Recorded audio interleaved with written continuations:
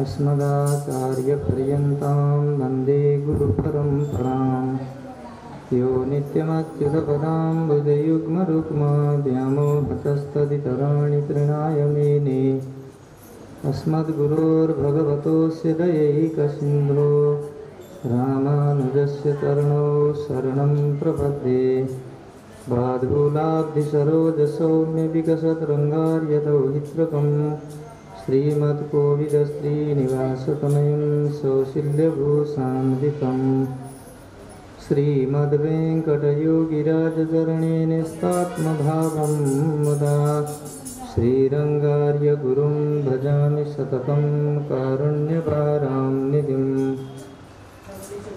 कस्तूरीतिलकं ललाटपटले वक्षस्थले कौस्तुभं नासाग्रे परमौक्तिकं करतले वेणुकरे कङ्कणं सर्वाङ्गे हरिचन्दनं सुललितं कण्ठे च मुक्तावली गोपश्रीपरिवेष्टितो विजयते गोपालचूडामणि भूतैर्महद्भिर्ययिमा पुरो विभो निर्मायसेते यदमुषु पुरुषः भुङ्क्ते गुणान् षोडश षोडशात्मक सोलं प्रशिष्ट भगवान् वचांसि मे दिशन्तु मे देव सदा त्वदीया दयातरङ्गानुचराकटाक्षाः श्रोत्रेषु पुंसाममृतां क्षरन्तीं सरस्वतीं संस्कृतकामधेनुं कृष्णाय वासुदेवाय हरये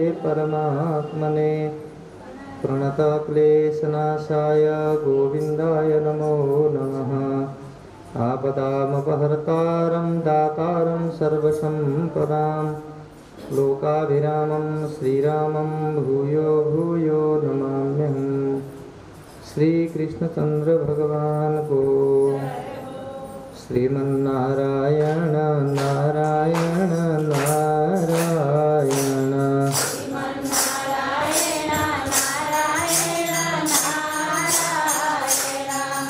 श्रीमन्नारायण नारायण नारायण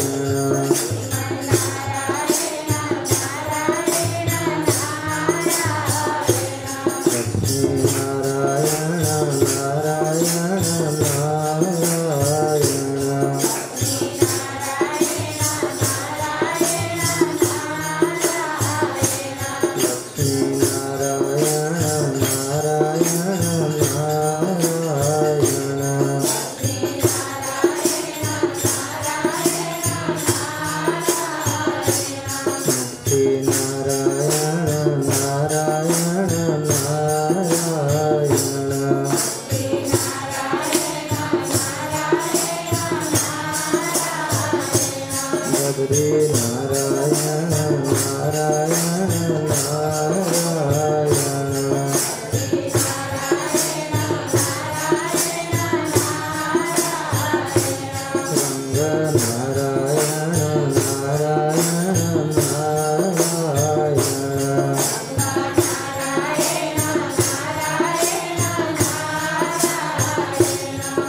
वेंकट नारायण नारायण नारायण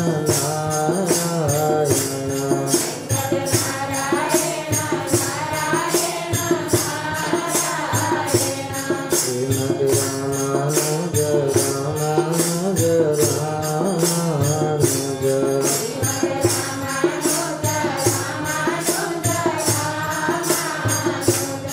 भगवते रामानुज रामानुज रामानुज श्रीमन्नारायण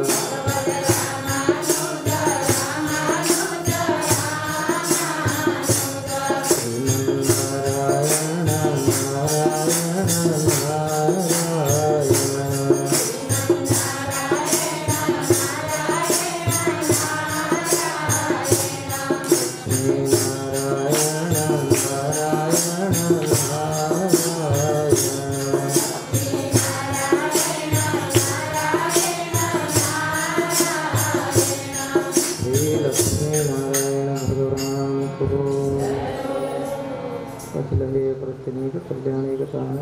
समस्त वस्तु विलक्षण आनंद ज्ञानानंदिक स्वरूप परब्रह्म पुरुषोत्तम श्री सीतारामचंद्र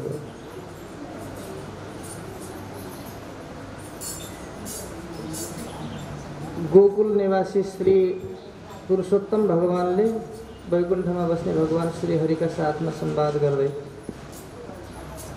पुरुषोत्तम मासलाई आफ्नो जिम्मा लिएर विदा गरिसकेपछि के कुरा भयो भनेर सोध्दै हुनुहुन्छ सुखदेव नारदः कृतवान प्रश्नं पुनरेव तपोधना नारदजीले भगवान नारायणसँग फेरि प्रश्न गर्नुभयो विष्णु र भगवान श्री कृष्णको संवादलाई सुनेर सन्तुष्ट हुनुभएका नारदजीले फेरि प्रश्न गर्दै हुनुहुन्छ भगवान नारायणसँग नारदजीले सोध्नुभयो के सोध्नुभयो वैकुण्ठं गतवती रुक्मिणीशे किं जातं तदनुवद प्रभो मे वृत्तान्तं हरिसुत कृष्णयोस्त सर्वेषां हितकरमादि पुंसो सबैका लागि हितकर आदि पुरुष परमात्माहरूको यो दिव्य जो संवाद छ महाराज भगवानले वैकुण्ठ गइसकेपछि रुक्मिणीनाथले के गर्नुभयो त्यो कुरालाई चाहिँ सुनाउनुहोस् मलाई यस्तो प्रश्न सुनिसकेपछि भगवान बद्रीपति प्रसन्न हुँदै हैन आनन्दका साथमा यो बृहत वृत्तान्तलाई अगाडि सुनाउँदै हुनुहुन्छ नारायण भगवानले नारदजीलाई सुनाउँदै हुनुहुन्छ भन्नुभयो अथ रुक्मिणीनाथः वैकुण्ठं गतवान रुक्मिणीपति भगवान रुक्मिणीनाथ वैकुण्ठमा गइसकेपछि हर्षपूर्वक गइसकेपछि तत्र गत्वा अधिमासं तं वासयामास नारद त्यहाँ गएपछि नारदजीले अधिमासलाई बसाउनु भयो तत्रत्य वसितं प्राप्य मोदमानो अभवत् तदा त्यहाँ बस्दाखेरि अति हर्षित भयो बहुत खुसी भयो यस्तो पद उसले प्राप्त गर्यो कि मासानाम अधिपा भूत्वा रमते विश्वनाशः महिनाहरूको सबै जो 12 महिना जो पहिले उसलाई हेला गर्थे चिठी दूर दूर गर्थे ती सबैको पनि मालिक भएर बस बडा सुन्दर खुसीका साथमा बसेको छ द्वादश सोपि मासेषु मलमासं वरम प्रभो अबदेखि के भयो त 12 महिनाहरूमा मलमास भनेर जसलाई अवहेलना गरिन्थ्यो त्यो नै पुरुषोत्तम मास उत्तम मास भनेर यसरी कहला यस्तो बनाएर मनमा सन्तुष्टि भयो अरे भगवान ओहो कसैलाई सुख दिन सक्दाखेरि आनन्द हुनुभयो भगवानले सिकाएको यो हामीले भगवानको सिकाएको चाहिँ सिकेनौँ तर कसको सिकाएको सिक्यौँ पनि अर्कालाई दुःख दिएर मात्रै खुसी हुन चाहन्छौँ परन्तु भगवानले के सिकाउनु भयो कुनै एउटा दुखीलाई कुनै एउटा कष्ट पाएको व्यक्तिलाई सुखी बनाउन सक्यो भनेदेखि त्यस बेला मात्रै बल्ल खुसी हुन्छ मैले केही गरेँ हो मैले जीवन पाएको केही गरेँ अर्कालाई दुःख दिएर अर्काका गोडा काटेर अर्काका पछि परेर मरुन्जेली अर्कालाई होइन रुवाएर अनि बल्ल खुसी हुन्छौँ हामीहरू हेर्नु त भगवानले सिकाएको होइन यस्तो भगवानले सिकाएको होइन भगवानले त अर्कालाई खुसी बनाऊ अर्कालाई खुसी बनाएर बल्ल खुसी हुन सिक भनेको छ तर त्यो कुरा मानेनौँ हामीले कसले सिकाएको ल्यायौँ पनि कहाँ सम्बन्ध भयो युधिष्ठिरम त त्यसपछि भन्नुभयो विधाय मानसम तुष्टो बहुव प्रकृति प्रिय भगवान कस्तो हुन्छ प्रकृतिलाई प्रिय हो सुन्दरता भगवानलाई अति राम्रो लाग्दछ सुन्दरताको प्रिय हुनुहुन्छ भगवान अलङ्कार प्रियो हरि भनिन्छ भगवानलाई अलङ्कार अति प्रिय हुन्छ त्यसकारणले अलङ्कार गरिराख्नुपर्छ भगवानलाई माला खुब मनपर्छ श्रृङ्गार खुब मनपर्छ चौताराहरू बाडी बगैँचाहरू बनाइदिएको भगवानलाई खुब मनपर्छ त्यसो हुनाले मन्दिरमा गएर कहिले पनि भगवानको बगैँचा यसो बिग्रेको छ लत्रेको छ फुलहरू के भने त्यसलाई सिधा गरिदिने सुन्दर बनाइदिने त्यो पनि भगवान गएर बगैँचामा आफ्नो वरिपरि घुम्नुहुन्छ त्यतिखेर चाहिँ भगवानलाई त्यो प्रसन्नता हुन्छ खुसी हुन्छ कति राम्रो बगैँचा त्यो बगैँचालाई सुन्दर बनाइदिनुपर्छ अब हाम्रो बानी कस्तो हुन्छ बगैँचाको फुल टिप्ने, तुलसी टिप्दाखेरि पनि तलैबाट यसरी सोहोरिएर पुरै होइन बोटैदेखि पुरै सोहोरिएर जति आए हातमा आइहाल्यो पत्ताहरू नआएका त्यहीँ झर्छन्। त्यसै हुन्छ।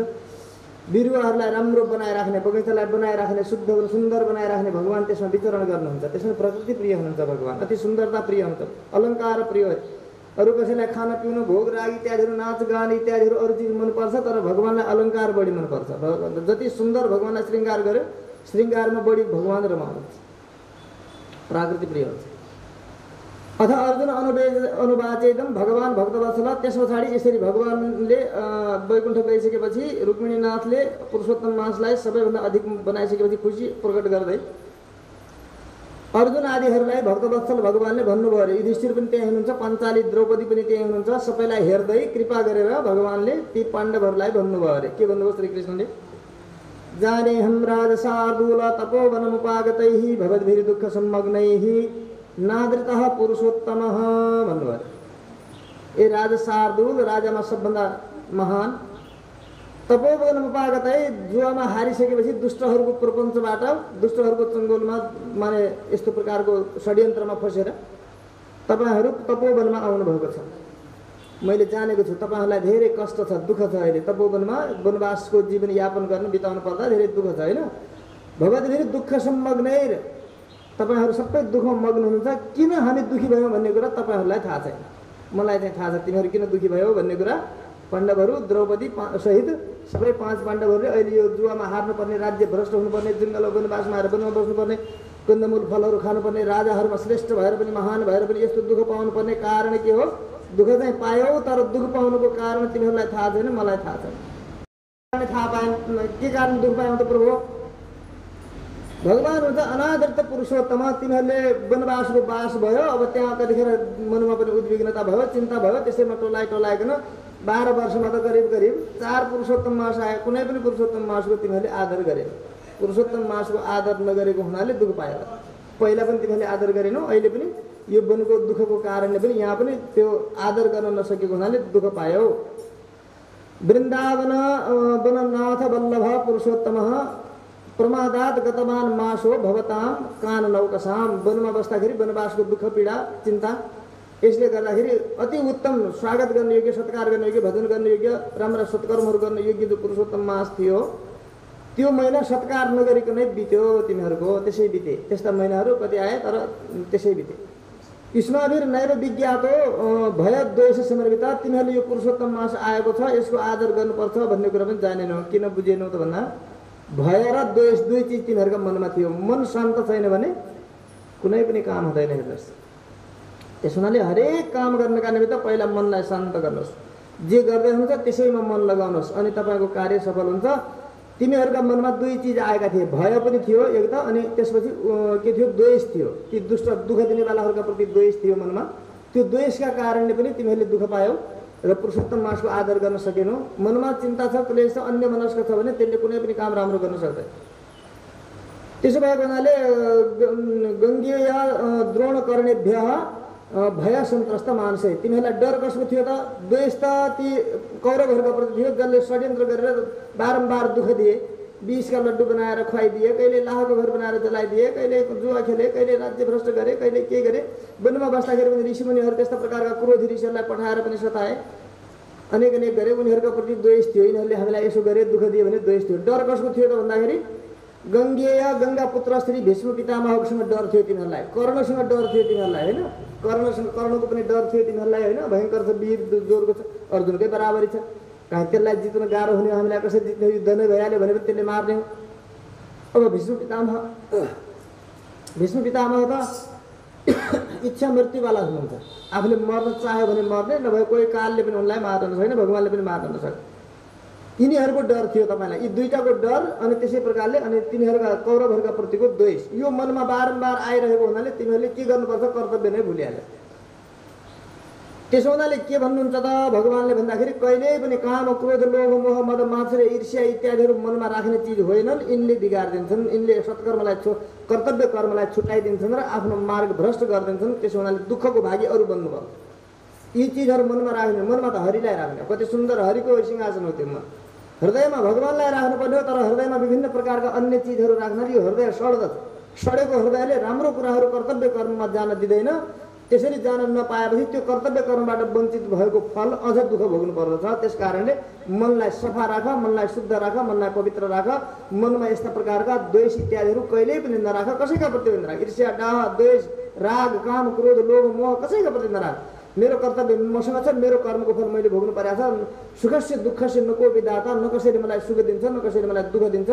सुख र दुःख जे जति पनि मलाई प्राप्त हुन्छ त्यो मेरो निजी कर्मका अनुसारले मलाई प्राप्त भएको छ। मैले कसैसँग किन द्वेष गर्ने, कसैसँग किन ईर्ष्या गर्ने, किन कसैसँग जल्ने। मैले जे मेरो भाग्यमा छ त्यो मलाई मिल्छ, जे अर्काको भाग्यमा छ उसलाई मिल्छ। मैले यसरी द्वेष आदिहरू मनमा राखेर अनि कुनै प्रकारले पनि अर्काका प्रति यसरी आफ्नो मनलाई जलाएर कर्तव्य कर्मलाई पनि विस्मृति गरेर आफू चाहिँ अरू दुःखको भाजन बन्नु हुँदैन। यो कुरालाई मनमा निरन्तर राख्नु। युष्माभि नैव विज्ञातो भयद्वेष समन्वितै, भय र द्वेषले युक्त भएर तिमीहरूले यो कुरालाई बुझेनौ। कृष्ण द्वैपायना दाप्तः विद्या राधन तत्परे इन्द्रकीलम गतवती विभत्सौ रणशालिनी। यस्तो प्रकार कृष्ण द्वैपायनजी श्री वेदव्यासजी महाराजद्वारा नै सम्पूर्ण विद्याहरू प्राप्त गरेर पनि इन्द्रकील गतवती, इन्द्रकीलमा गएको विभत्स अवस्था। यस्ता प्रकार तद्वियोग परिक्लष्टैर नज्ञात पुरुषोत्तम। यस्ता प्रकारको इन्द्र जो तपाईँको इन्द्रप्रस्थ राज्य थियो, कति सुन्दर होइन। वेदव्यासजीको द्वारा ज्ञान पनि तिमीहरूलाई थियो सबै प्रकारको, तर आफ्नो राज्य गुमेको चाहिँ त्यस कारणले तपाईँहरूलाई क्लेश थियो, मनमा दुःख थियो। भाइ गयो भने त्यही त्यसैले गतम नसोच। हामी बितेको कुरालाई कहिल्यै पनि बारम्बार त्यो रिल घुमाइरहनु पर्दैन। जो बित्यो बितिसक्यो त्यसलाई तपाईँले जति नै चिन्तन गरे पनि त्यो बितेको कुरालाई फेरि फर्काउनु सकिँदैन। तर बरु अरू मन चाहिँ दूषित बनेर अरू कर्ममा पनि हातगोडा लुला भएर केही गर्न नसक्ने हुन्छ। त्यसो हुनाले गतम नसोच, हामी गएका कुरालाई नसोच। जे बित्यो बित्यो, अगाडिलाई सपार्ने कोसिस गर, अगाडि सुधार्ने कोसिस गर भन्नुहुन्छ। किनकि आयु पनि गयो, हाम्रो कति राम्रो कोमल शरीर थियो होइन, बाल्य अवस्था थियो त्यो गयो, युवा अवस्था थियो त्यो गयो, वृद्धावस्था आइसक्यो। अनेक प्रकारको कष्ट क्लेश शरीरले नै साथ दिन छोड्यो, आफ्नै अङ्ग प्रत्यङ्गहरूले साथ दिन छोड्यो। कति चिजहरूको लागि सोचेर तपाईँहरूले दुःखी हुन सक्नुहुन्छ त। त्यसो भयो भन्नाले जाँदै गर्छ यो परिवर्तनशील संसार। जे भयो भयो, बितेकोलाई छोडिदिएर आजको दिनलाई चाहिँ वर्तमानलाई चाहिँ निरन्तर सुधार्ने कोसिस गर्नुपर्छ। भूतलाई छोडिदिनुपर्छ, भविष्यको चिन्ता पनि गर्नु हुँदैन। पछि के होला, कस्तो होला, मेरा दिन कस्ता होलान् भन्ने त्यो कुरा पनि चिन्ता गर्नु हुँदैन। गएको कुरालाई पनि सोच्नु हुँदैन। आज मात्रै राम्रो बनाउने कोसिस गर्नुपर्छ। आज राम्रो होस्, जसरी पनि आजको दिन राम्रो होस्, आजको दिन राम्रो होस्। सधैँ आज राम्रो बनाउने चेष्टा गर्यो भने कहिल्यै पनि न बिग्रेको भूतको चिन्ता हुन्छ, न त अब आउने भविष्यको चाहिँ हामीहरूलाई कुनै प्रकारको आपत्ति हुन्छ। यो गर्नुपर्छ। त्यो राज्यको वियोगको चिन्ता तिमीहरूका मनमा धेरै रहेको हुनाले तिमीहरूलाई त्यसले पनि धेरै क्लेश दियो, दुःख दियो। त्यही कारण तिमीहरूले जान्न सकेनौ होइन। युष्माभि किं प्रकर्तव्य दृष्टमा लम्ब्यताम। तिमीहरूले के गर्नुपर्छ भन्ने प्रकर्तव्य जो हो कर्म, त्यसलाई तिमीहरूले हेर्न सकेनौ। किन कर्तव्य विमूढ बनायो त्यसले, द्वेषले, भयले र अनि चिन्ताले। अदृष्टम यादृशम पुंसम तादृशम भासते सदा। बाहिर अहिले तिमीहरूको जो देखिरहेछ नि, यो बाहिर अवस्था जो देखिरहेछ, यसले के देखाउँछ त भन्दाखेरि अदृष्टलाई पनि देखाइदिन्छ। अहिले हाम्रो वर्तमानमा जुन अवस्था छ त्यो वर्तमान अवस्थाले यसको भूतमा के बितेको छ भन्ने कुरालाई त्यसरी देखाउँछ। त्यसो भएको हुनाले अवश्यमेव भोक्तव्यम दृष्टम अजनितम फलम। अदृष्ट फल पनि हामीले भोग्नु पर्दछ। जे छ हामीले गरेका, पहिले के गरेका थियौँ त्यो कुरालाई अहिले भोगिरहेको अवस्थालाई देखाउँछ। पूर्व जन्ममा हामीले राम्रो कर्म गरेका छौँ भने यो जन्ममा पनि हामीहरूलाई राम्रो प्रकारको सबै चिज मिलेको हुन्छ। पूर्व जन्ममा नै बिग्रेको छ कर्म भनेदेखि यहाँ चाहिँ जति खोज्दाखेरि पनि, जति बौलाउँदाखेरि पनि त्यो चिज पाइँदैन। त्यसो भएको हुनाले अहिले वर्तमान अवस्थालाई देखेर अदृष्टलाई पनि जान्न सकिन्छ। अदृष्ट त्यस्तो सुखम दुःखम भयम क्षेमम अदृष्टात् प्राप्यते जनै। सुख दुःख भय क्षेम जे पनि पाउँछन् मान्छेहरूले त्यो अदृष्टमा नै प्रारब्धद्वारा, प्रारब्ध भने पूर्व कर्मद्वारा नै यसरी प्राप्त गरेका हुन्छन्। तस्मात् अदृष्ट निष्ठैस्त भवद्भिः स्थियताम सदा। त्यस कारणले तिमीहरूले अहिले चुप्प लाग्नु परेको के त भन्दा अदृष्ट निष्ठ भयो। अदृष्ट निष्ठ जनहरू भने अदृष्टका प्रति विश्वास गर्ने अर्थात् भाग्यमा विश्वास गर्नेवाला व्यक्तिहरू, कर्ममा विश्वास गर्नेवाला व्यक्तिहरू जो हुन्छन् उनीहरू सानन्द सहन सक्छन्। त्यो विश्वासले नै त्यो पूर्व जन्मका आपत्तिहरू जो आइरहेका छन्, दुष्कर्मका परिणामहरू जो आइरहेका छन्, तिनलाई सहने तागत पनि हामीलाई त्यसैबाट मिल्छ। बुझेको हुनाले, यो कर्मलाई बुझेको हुनाले कर्मको गतिलाई बुझ्ने व्यक्तिहरू यसरी धैर्य भएर सहन सक्छन्। तिनीहरूमा अलिकति सहने तागत पनि त्यसैले आएको हो। अब यसभन्दा अगाडि म तिमीहरूलाई सुनाउँछु। भवताम दुःख कारण, एउटा दुःखको कारण त त्यही हो पुरुषोत्तम मासको आदर गर्न नसकेको हुनाले, पुरुषोत्तम मासमा भजन कीर्तन नगरेको हुनाले, पुरुषोत्तम मासमा भगवानको अर्चना पूजा कथा श्रवण आदि नगरेको हुनाले पुरुषोत्तम मासमा यसो सकेको दान पुण्यादिहरू नगरेको हुनाले पुरुषोत्तम मासमा यसो हातै जोडेर उपस्थिति भगवानको नगर्न सकेको हुनाले तिनीहरूलाई यो दुःख आएको हो। अरू कारण पनि छन्, म त्यो पनि बताउँछु। इतिहासम महाराजा श्वेता मनमुखाद अहो। सुन्नुहोस् इतिहास, तपाईँहरूको दुःखको कारणको इतिहास म तिमीहरूलाई सुनाउँछु। सुन, बहुत राम्रो इतिहास। भगवान उनीहरूले पाण्डवहरूले दुःख पाउनुको कारणको इतिहास सुनाउँदैन। भगवान कृष्णले सुनाउनुभयो। पहिला द्रौपदीको कुरा सुनाउँदै हुनुहुन्छ। पाञ्चाली महाभागा पूर्वजन्मनि सुन्दरी। यी पाञ्चाली जो छन् नि अहिले द्रौपदी, यी महाभाग्यशाली पहिले के थिइन् त भन्दाखेरि पूर्वजन्ममा यी सुन्दर थिइन्, अत्यन्त सुन्दर मेधावी नाम गरेका एउटा ऋषि हुनुहुन्थ्यो। मुख्य ऋषिहरूमा प्रधान ऋषि हुनुहुन्थ्यो। त्यस्ता मेधावी ऋषिकी यी पुत्री थिइन्। यी अत्यन्त सुन्दर मेधावी ऋषिकी पुत्री भएर जन्मेकी थिइन्, भाग्यमानी थिइन् यिनी। कालेन गच्छता राजन सञ्जाता। 10 वर्षकी जब यिनी बढ्दै बढ्दै गइन् आफ्नो पिताको घरमा, मेधावी ऋषिको घरमा, यी होइन पाञ्चाली पूर्वजन्ममा मेधावी ऋषिकी पुत्री भएर जन्मेर जब बढ्दै गइन् यी 10 वर्षकी भइन् होइन। 10 बढ्दै गइरहेको थिइन्, दिन प्रतिदिन अब दिन गइरहेका थिइन्, बितिरहेको 10 वर्षकी भइन्। 10 वर्षको उमेरमा यिनको रूप लावण्य होइन यस्तो थियो कि नयना पाङ्गशालिनी, अत्यन्त आँखाले एकचोटि कसैलाई तेर्सो नजरले हेरिदियो भने भुतुक्कै बनाइदिने त्यस्ता प्रकारकी सुन्दरी थिइन् अरे। त्यस अवस्थामा पनि अत्यन्तै सुन्दरी थिइन्, आँखा नै त्यति सुन्दर थियो अरे। रूप पनि यति राम्रो थियो कि अति सुन्दर रूप, क्या स्वर्गका अप्सराहरू पनि उनलाई देखेर लज्जित हुन्थ्यो अरे। अत्यन्तै लज्जित बनाउने त्यस्तो प्रकारको सुन्दर रूप पनि थियो। अनि त्यो रूप र अनि त्यस्ता प्रकारको नेत्रको कटाक्ष मात्रै नभएर यिनमा लावण्यता थियो। लावण्य भनेको के हो त भन्दा, लावण्यतालाई चिन्नुहुन्छ? लावण्य भनेको के हो त भन्दा लवण भनेको नुन हो। जसरी सागमा नुन नभयो भने तपाईँले जति नै मसला हालेर बनाए पनि, जे हालेर बनाए, जेको साग भए पनि नुन छैन भनेदेखि जसरी साग मिठो हुँदैन, सागको मजा नै हराइहाल्छ। त्यसै प्रकारले जीवनमा एउटा लावण्य हुन्छ। लावण्य भनेको के हो त भन्दा त्यो रस, माने जीवनमा बोलीको पनि मिठास, हिँडाइको पनि मिठास, बोलाइको पनि मिठास, त्यसै प्रकारले व्यवहारको पनि मिठास, सबैको लागि सबै कुराहरूकै व्यवहार कुशलता, हर चिजमा व्यवहार गर्नु, कुन मान्छेसँग कस्तो प्रकारले कसरी प्रस्तुत हुनुपर्ने हो यो सबै कुरा जानेको के व्यवहारिक कुशलतालाई लावण्यता भन्छ। जो व्यक्ति अब बोल्नु पनि जान्दैन, कसैलाई फ्याक्क बोलिदिन्छ, कसैको मन दुखाइदिन्छ, मुख पनि उज्यालो बनाउँदैन, माने यो जीवनको रस निस्किन्छ त्यसबाट, त्यो रसिलो जीवन हुँदैन त्यस्तो प्रकार। त्यसो हुनाले अत्यन्त रसिलो नुनले जसरी सागमा काम गर्छ त्यसै प्रकारले जीवनमा आनी बानीले के गर्छ, नुनको काम गर्छ। हाम्रो जीवनमा नुनिलो बनाएर स्वादिलो बनाउने के हो त भन्दा आनी बानी हो। बोलाइ, हिँडाइ, होइन हेराइ, स्वागत गराउने, कुन व्यक्तिसँग कसरी प्रस्तुत हुने, यी सबै कुराहरूमा बोली व्यवहारमा साह्रै राम्री थिएन अरे, अति सुन्दर थिइन् यिनी। चातुर्य गुण सम्पन्न पितुरेकै पुत्रिका। चातुर्य यति चलाक थिइन् यिनी, यति चलाक थिए कि चतुरतामा यिनले ठ्याक्कै कसैलाई पनि कुनै प्रकारले यिनको गरेको कामको कुनै अरूले कसैले केही थाहै पाउँदैन। यति चलाक भएर आफ्नो काम गर्थिन् यिनले, सबै काम गर्न सक्ने। 10 वर्षको उमेरमा यस्तै थिइन् यिनी। पितुरेकै पुत्रिका, पिताकी एक मात्रै छोरी थिइन्, अरू उनका कोही सन्तान थिएनन्। मेधावी ऋषिकी एउटै मात्रै पुत्री थिइन् यिनी द्रौपदी त्यस बेलामा भन्नु। एकै पुत्री थिइन्। बल्लभा तीवतेने चतुरा गुण सुन्दरी। चतुर पनि भएकी र गुणमा पनि राम्री भएकी, सुन्दरमा पनि राम्री भएकी, सबै चिजले मिलेको भएको हुनाले अत्यन्तै बल्लभा अतीव ऋषिकी अति प्यारी थिइन्। छोरी एउटै छोरी, त्यही पनि साह्रै प्रिय, साह्रै प्रेम गर्थे छोरीसँग उनले। लालिता पुत्रवन नित्यम न कदाचित प्रलम्बिता। यसलाई आफ्नो छोरा जस्तै मान, जसरी छोरासँग माया गर्छ छोरीसँग कम माया गर्ने उहिलेदेखिको जमानादेखिको चलन रहेछ। छोरा जस्तै पालेको हुनाले छोरीलाई कमै माया गर्दो रहेछन् भन्ने बुझिन्छ क्या त्यतिखेर पनि। त्यसो भएको हुनाले छोरा जस्तै पालेको रहेछ क्या, अति राम्रोसँग पालेको। कहिल्यै पनि हप्काउनु पनि भएन अरे कहिले। ए छोरी भनेर त भनेर पनि बोल्नु भएन अरे, कहिले हप्काउनु पनि सक्नु भएन अरे। यिनको सुन्दरता, यिनको कार्यकुशलता, यिनको बानी आनी सबै चिज, लावण्यता सबै चिजले अत्यन्त राम्रो मानेर ऋषिले कहिले एक दिन पनि हप्काउनु पनि भएन अरे यी द्रौपदीलाई।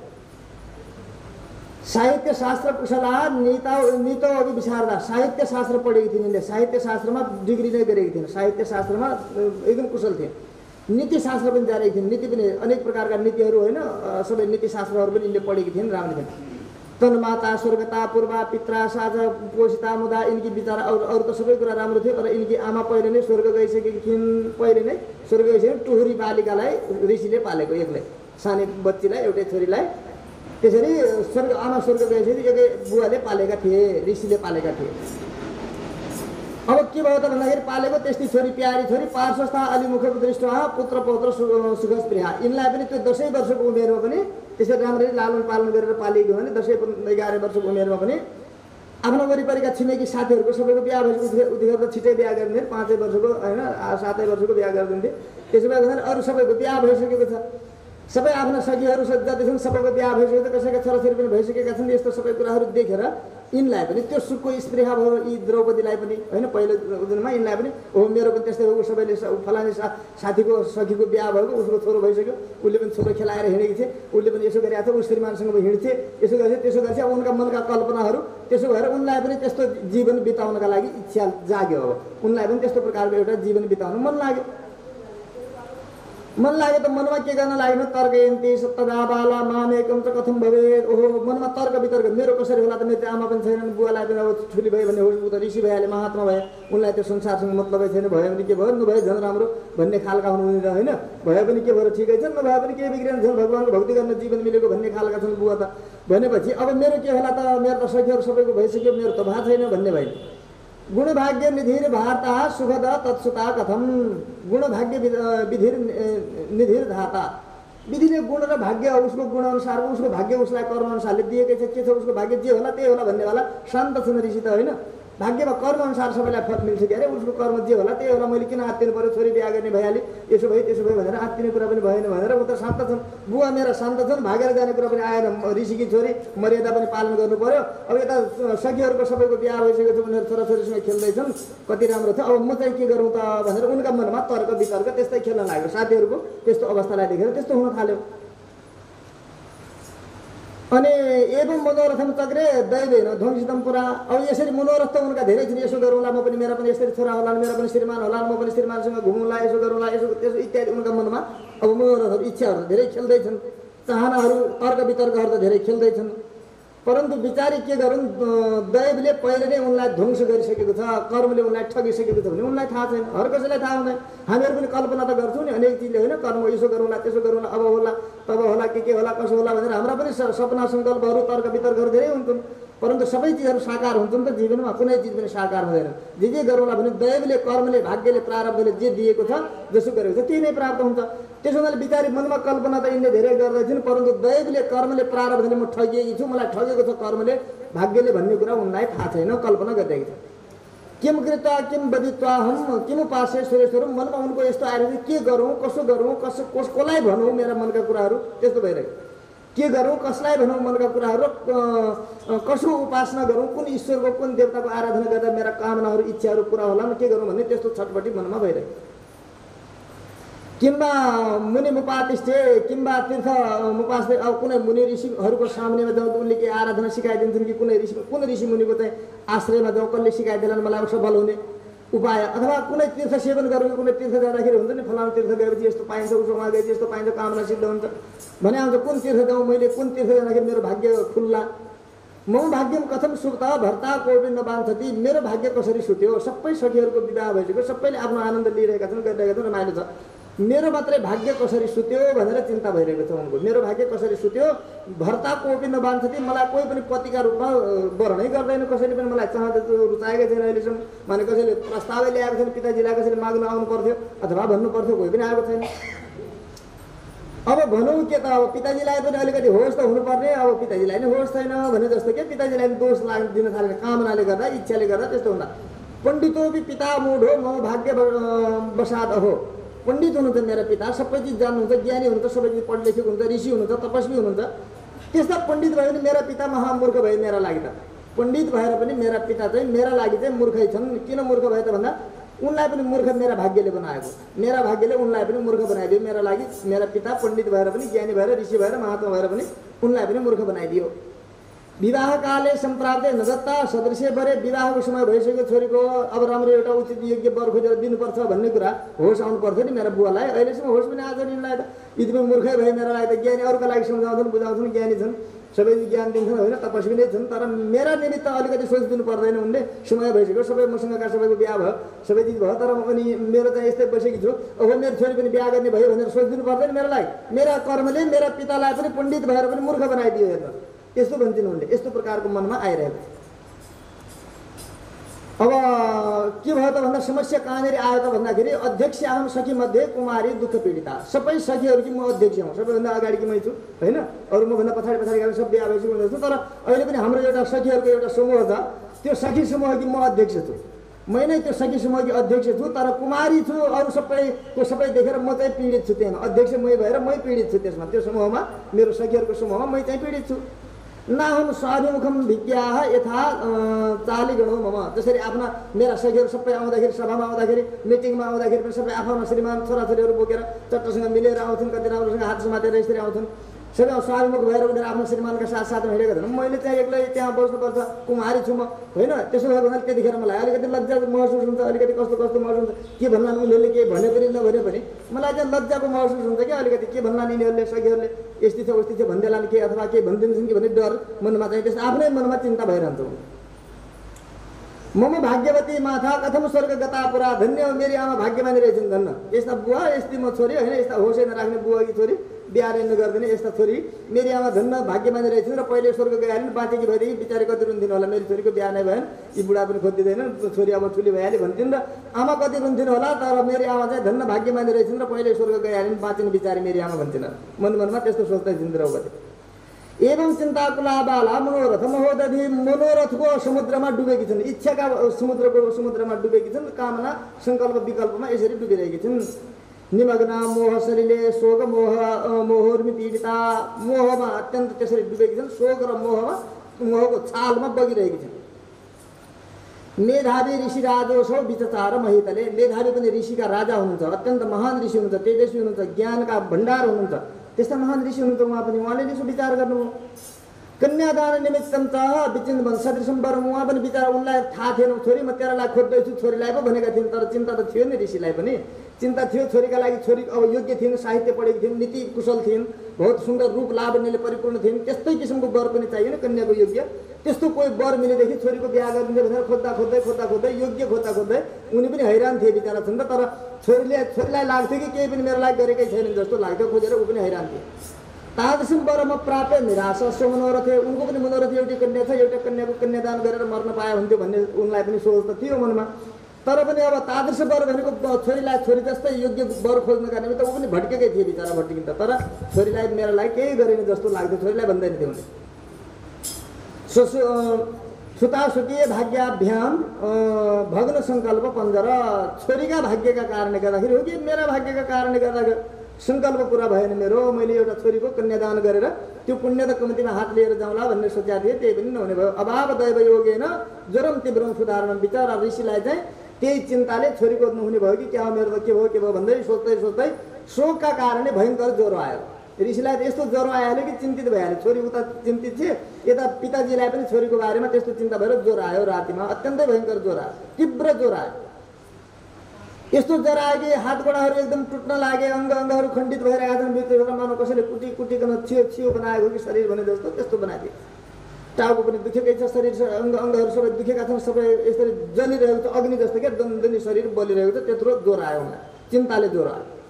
श्वास समायुक्त महादारुण मूर्छया। श्वासै फेर्न गाह्रो भयो।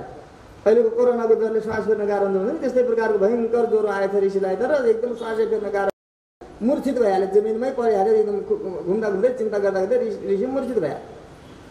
प्रस्खलन निपतन भूमौ मदिरा मत्तवत भृशम।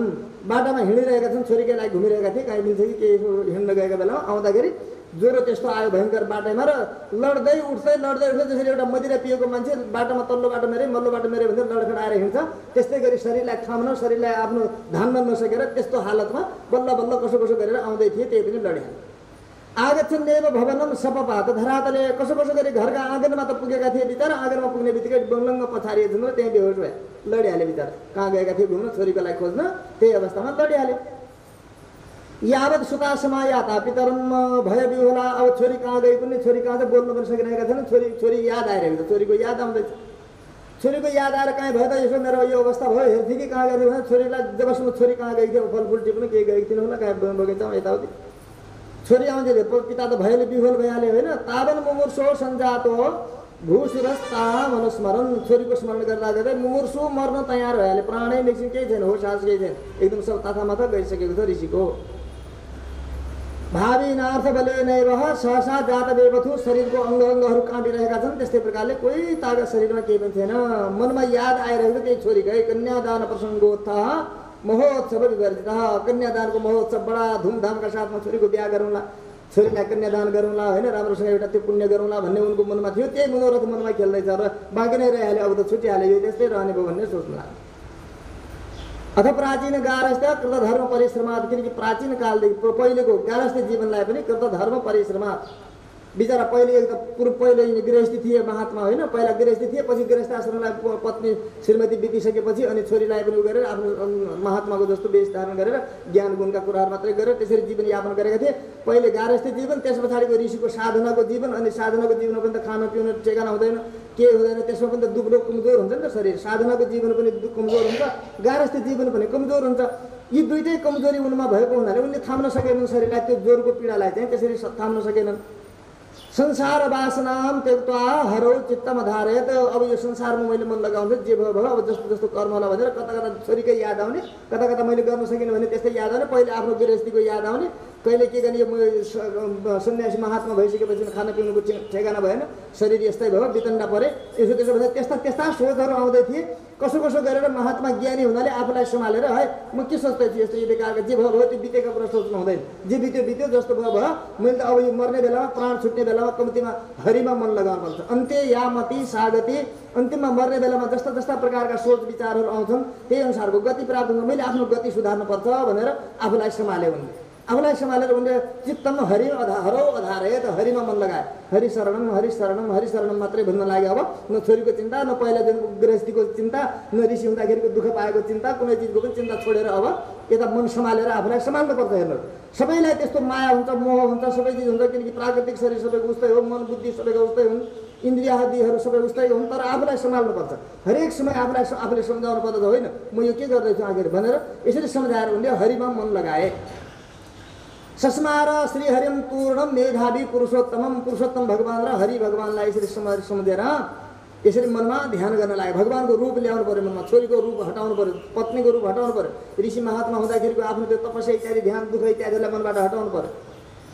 भगवान पुरुषोत्तमलाई मनमा ल्याउने कोसिस गर्नु, ल्याउनु पर्छ। त्यो ल्याउने चिज हो कि यो मनमा राम्रो चिज आउँदैन कहिले पनि, यसले यो खराब चिजबाट बनेको हुनाले, जस्तो पानीमा पानी मिलाइदियो भने पानी मिल्छ, तेलमा तेल मिलाइदियो भने तेल मिल्छ, तर पानी र तेल एक ठाउँमा मिलाउने भने अलग अलग देखिन्छ, त्यो मिल्दैन, सजातीयमा मिल्छ। यो प्रकृतिको विकार वस्तुहरूबाट बनेको यो शरीर मन बुद्धि आदि सबै भएको हुनाले, प्राकृतिक हुनाले यसमा राम्रो चिज कहिले पनि आउँदैन। राम्रो त ल्याएर राख्नुपर्छ, राम्रो जसले ल्याउने कोसिस गर्दैन, ल्याएर राख्ने कोसिस गर्दैन, त्यसको मनमा कहिले पनि बुद्धिमा मनमा राम्रो आउँदैन, राम्रो कसैको मनमा पनि आउँदैन, कसैको मनमा पनि बुद्धिमा पनि आउँदैन, नराम्रै मात्रै आउने हो। तर त्यो नराम्रोलाई राम्रो बनाएर राम्रो ल्याएर राख्न सक्ने व्यक्ति महात्मा बन्दछ, मुक्ति पाउँछ, उत्तम गति पाउँछ। जसले नराम्रैलाई पालिराख्छ त्यसले चाहिँ अधोगति पाउँछ, नराम्रो गति पाउँछ।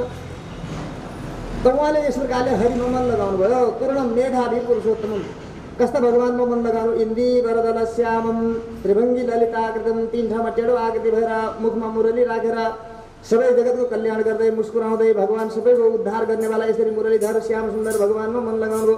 त्यो मूर्तिलाई, त्यो श्री विग्रहलाई आफ्नो हृदयमा ल्याउनु भयो। उहाँले बोलाउनु, हे प्रभु आएर मेरो हृदयमा बस्दिनुहोस्, यो दुनियाँदारी के आएर बस्दैछ मेरो हृदयमा, जे बित्यो बित्यो, तर अब अन्तिम गति पनि त बिग्रिन आँट्यो। भगवानको या के भन्न लाग्नु भन्दाखेरि, राशेश राधा रमण प्रचण्ड दोर्दण्ड दूराहत निर्जरारे अत्युग्र दावा नलपान कर्ता कुमारीको तारित वस्त्र हर्ता। हे प्रभु, हे राशेश, रासमण्डलका राशेश, हे भगवान राधा रमण, प्रचण्ड दोर्दण्ड दूर, प्रचण्ड दोर्दण्ड जो संसारको छ यसबाट यसलाई हत गरिदिनेवाला, निर्जरारे जरा अवस्था नहुनेवाला, सधैँ युवा रहनेवाला, होइन जराको अरि। अत्युग्र दावानल पानकर्ता, अति उग्र रूपमा लागेको दावानलबाट पनि आफ्नो आश्रित ब्रजवासीहरूलाई रक्षा गर्नका निमित्त त्यो दावानललाई आफ्नो मुखमा राखिदिनेवाला। हे प्रभु, दावानल जस्तो अग्निलाई त पान गरिन्छ, मेरो कष्ट मेरो पीडा रूपी जो अग्नि थियो यसलाई चाहिँ हजुरले पिउन सक्नुहुन्न। माने त्यो त्यस्तो जङ्गलमा लागेको भयङ्कर अग्नि त हजुरले मुखमा पिइदिनु भयो भने मेरो कष्ट रूपी अग्नि जो छ, मेरो हृदयमा जो अग्नि जलिरहेको छ, यो अग्नि त हजुरले साम्य गर्न सक्नुहुन्छ नि, शान्त गर्न सक्नुहुन्छ नि, यो त थोरै अग्नि हजुरका लागि केही पनि होइन। होइन, अत्युग्र दावानल पानकर्ता, कुमारीको तारित वस्त्र हर्ता, कुमारी द्रौपदीका वस्त्र दिएर उसलाई उत्तारण गर्नेवाला, हरण उसलाई बचाउनेवाला, यस्ता हजुर हुनुहुन्छ। श्रीकृष्ण गोविन्द हरे मुरारे राधेश दामोदर दीननाथ। हे श्रीकृष्ण, हे गोविन्द, हे हरि, हे मुरारी, हे राधेश, हे दामोदर, हे दीननाथ, माम पाही, मेरो रक्षा गर्नुहोस्, मेरो रक्षा गर्नुहोस्, मलाई बचाउनुहोस्, मलाई अपनाउनुहोस्, मलाई यो संसारमा अब जान नदिनुहोस्, मलाई संसारबाट बचाउनुहोस् भन्न लाग्यो। संस्मरण समुद्र मग्नम नमो नमस्ते हृषिकेश्वराय पाही, संसार समुद्र मग्नम, म त संसारमा डुब्न आँटे प्रभु। ये हो र मर्ने बेलामा पनि उनी छोरी, उनी पहिलेको गृहस्थ आश्रम, पहिलेको यो दुःख इत्यादिहरू यही याद गरेर मर्ने भयो भनेपछि त म त खतम हुने भयो फेरि। त्यसो हुनाले मेरो रक्षा गर्नुहोस्, मेरो मनलाई सुधारिदिनुहोस् भन्न लाग्यो। कस्तो आत्तिन हुन्छ महात्मा। हामीलाई त्यो दुःख भयो, केही पीडा भयो भने खै त्यो छोरो पनि विदेश थियो, आउँछ कि आउँदैन, त्यसलाई फोन गरिदेऊ न, खबर गरिदेऊ। अनि अब खबर गऱ्यौँ भन्यो भने ढाँट्यो भन्यो भने आयो कि नै, छोरो आयो कि नै, कोही त्यत्तिकै नक्कली छोरो भने आएँ आमा म आएँ, ल आएँ म, अब चिन्ता नगर्नुहोस् भनिदिनुपर्छ र अनि मात्रै प्राण छोड्छन् कति कति, होइन हो त्यस्तो अवस्था हुन्छ क्या मान्छेहरूको। तर त्यसरी संसारमा मन नलगा। अलिकति पनि केही पीडा हुन्छ, दुःख हुन्छ, कष्ट हुन्छ, आपत्ति हुन्छ भने यो संसारमा प्राणको जीवनको कुनै ठेगाना छैन। जतिखेर पनि अभ्यास गरेर बानी बनाऊ कि हरिको नाम सम्झ्यो। थोरै पनि दुःख हुँदाखेरि हरि शरणमा, त्यसो हुनाले हामी भन्छौँ के त भन्दाखेरि जस्तो कहाँ ठक्कर लाग्यो, चोट लाग्यो, अय्या अय्या अय्या भन्छौँ हामी, दुख्यो भयो अय्या अय्या भनेर के दुखेको ठिक भयो, घाउ ठिक भयो, आखिर जति दुख्ने हो त्यो त दुख्ने हो। राम राम राम भनिदिएपछि कम्तीमा 4 चोटि राम त जपियो, कम्तीमा त्यो फाइदा भयो नि, होइन। अब कसैको के आशा आमा मेरी आमै मेरा बाबै भन्छौँ हामीहरू, त्यो मेरी आमै मेरा बाबै भनेर के चाहिँ पाइने र त्यो के हुने त होइन। अगर हे राम नारायण यस्तो भएछ भने कम्तीमा त्यस बेला पनि भगवानको नाम जप्नु सिक्नुहोस्, त्यसो अभ्यास गर्नुहोस्। हाच्छिउँ आयो अनि त्यसपछि पनि त्यसै हाच्छिउँ आउँदाखेरि राम राम भन्नुहोस्, अथवा के हुँदाखेरि त्यसरी हर समय रामको नाम हरिको नाम जप्ने अभ्यास गर्नुहोस्। नभए त्यो अभ्यास नगरिकन आउँदैन। जे अभ्यास गरेको छ, जस्तो बानी लागेको छ, उयो मर्ने बेलामा पनि हरियो काँक्रो हुन्छ फेरि त्यसपछि, होइन। त्यसो हुनाले यो कुरालाई विचार गर्नुपर्छ, त्यही भन्दै हुनुहुन्छ उहाँ। माम पाही, संसार समुद्र मग्नम नमो नमस्ते हृषिकेश्वराय, सारा इन्द्रियहरूलाई बसमा राख्नेवाला, सारा इन्द्रियको अन्तर्यामी रूपमा विराजमान भएर सम्पूर्ण इन्द्रियादिहरूको रक्षकत्व हजुरमा निहित छ। हजुर इन्द्रियका स्वामी हुनुहुन्छ, रक्षा गर्नुहोस् प्रभु। मेरा इन्द्रियहरू बाहिर नजाउन्। उनले भन्न खोजेको मेरा इन्द्रियहरू संसारमा नजाउन्, हजुरकै चरणमा आउनु फर्केर। मनले हजुरकै चिन्तन गरोस्, बुद्धिले हजुरकै विचार गरोस्, होइन। बाणीले पनि हजुरकै नाम बोलोस्, कानले पनि अब अरू सुन्नु नपरोस्, हजुरकै नाम सुन्नु परोस्, आँखाले हजुरको रूप देख्न पाउँ, मेरो हृदयमा हजुर बसिदिनुहोस्। यसरी क्या सबै संसारबाट डुबेकोबाट मलाई हजुरतिर फर्काइदिनुहोस्। भगवानको कृपाका बिना संसारमा डुबेका हामीहरू कहिल्यै पनि भगवानकोतिर मन फर्काउन सक्दैनौँ। तब भगवानको कृपा चाहिन्छ, भगवानसँग प्रार्थना निरन्तर गरिरहनुपर्छ।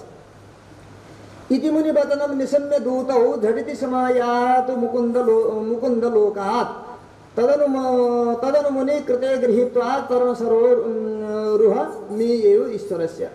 यसरी मुनि चिल्लाइराख्नु भएको थियो, हरि हरि भनेर सबै चिज बिर्सेर हरि हरिको नाम कराइराख्नु भएको थियो। त भगवानका दूतहरूले सुनेछन्, उनले कराएको हरिको नाम लिएको यस प्रकारले सुनेछन् र झटिति दौडिँदै एकदम तुरन्त को बोल्छ हाम्रा मुकुन्द भगवानको नाम को कराउँछ, भगवानका लागि कसले नाम पुकारेको, को पर्यो दुःखमा, कसलाई भयो पीडा भनेर यस प्रकारले दौडिँदै मुकुन्द लोकबाट भगवान त तुरन्तै आइहाल्नुभयो। भगवानका पार्षदहरू त्यहाँ आइपुग्नु भयो।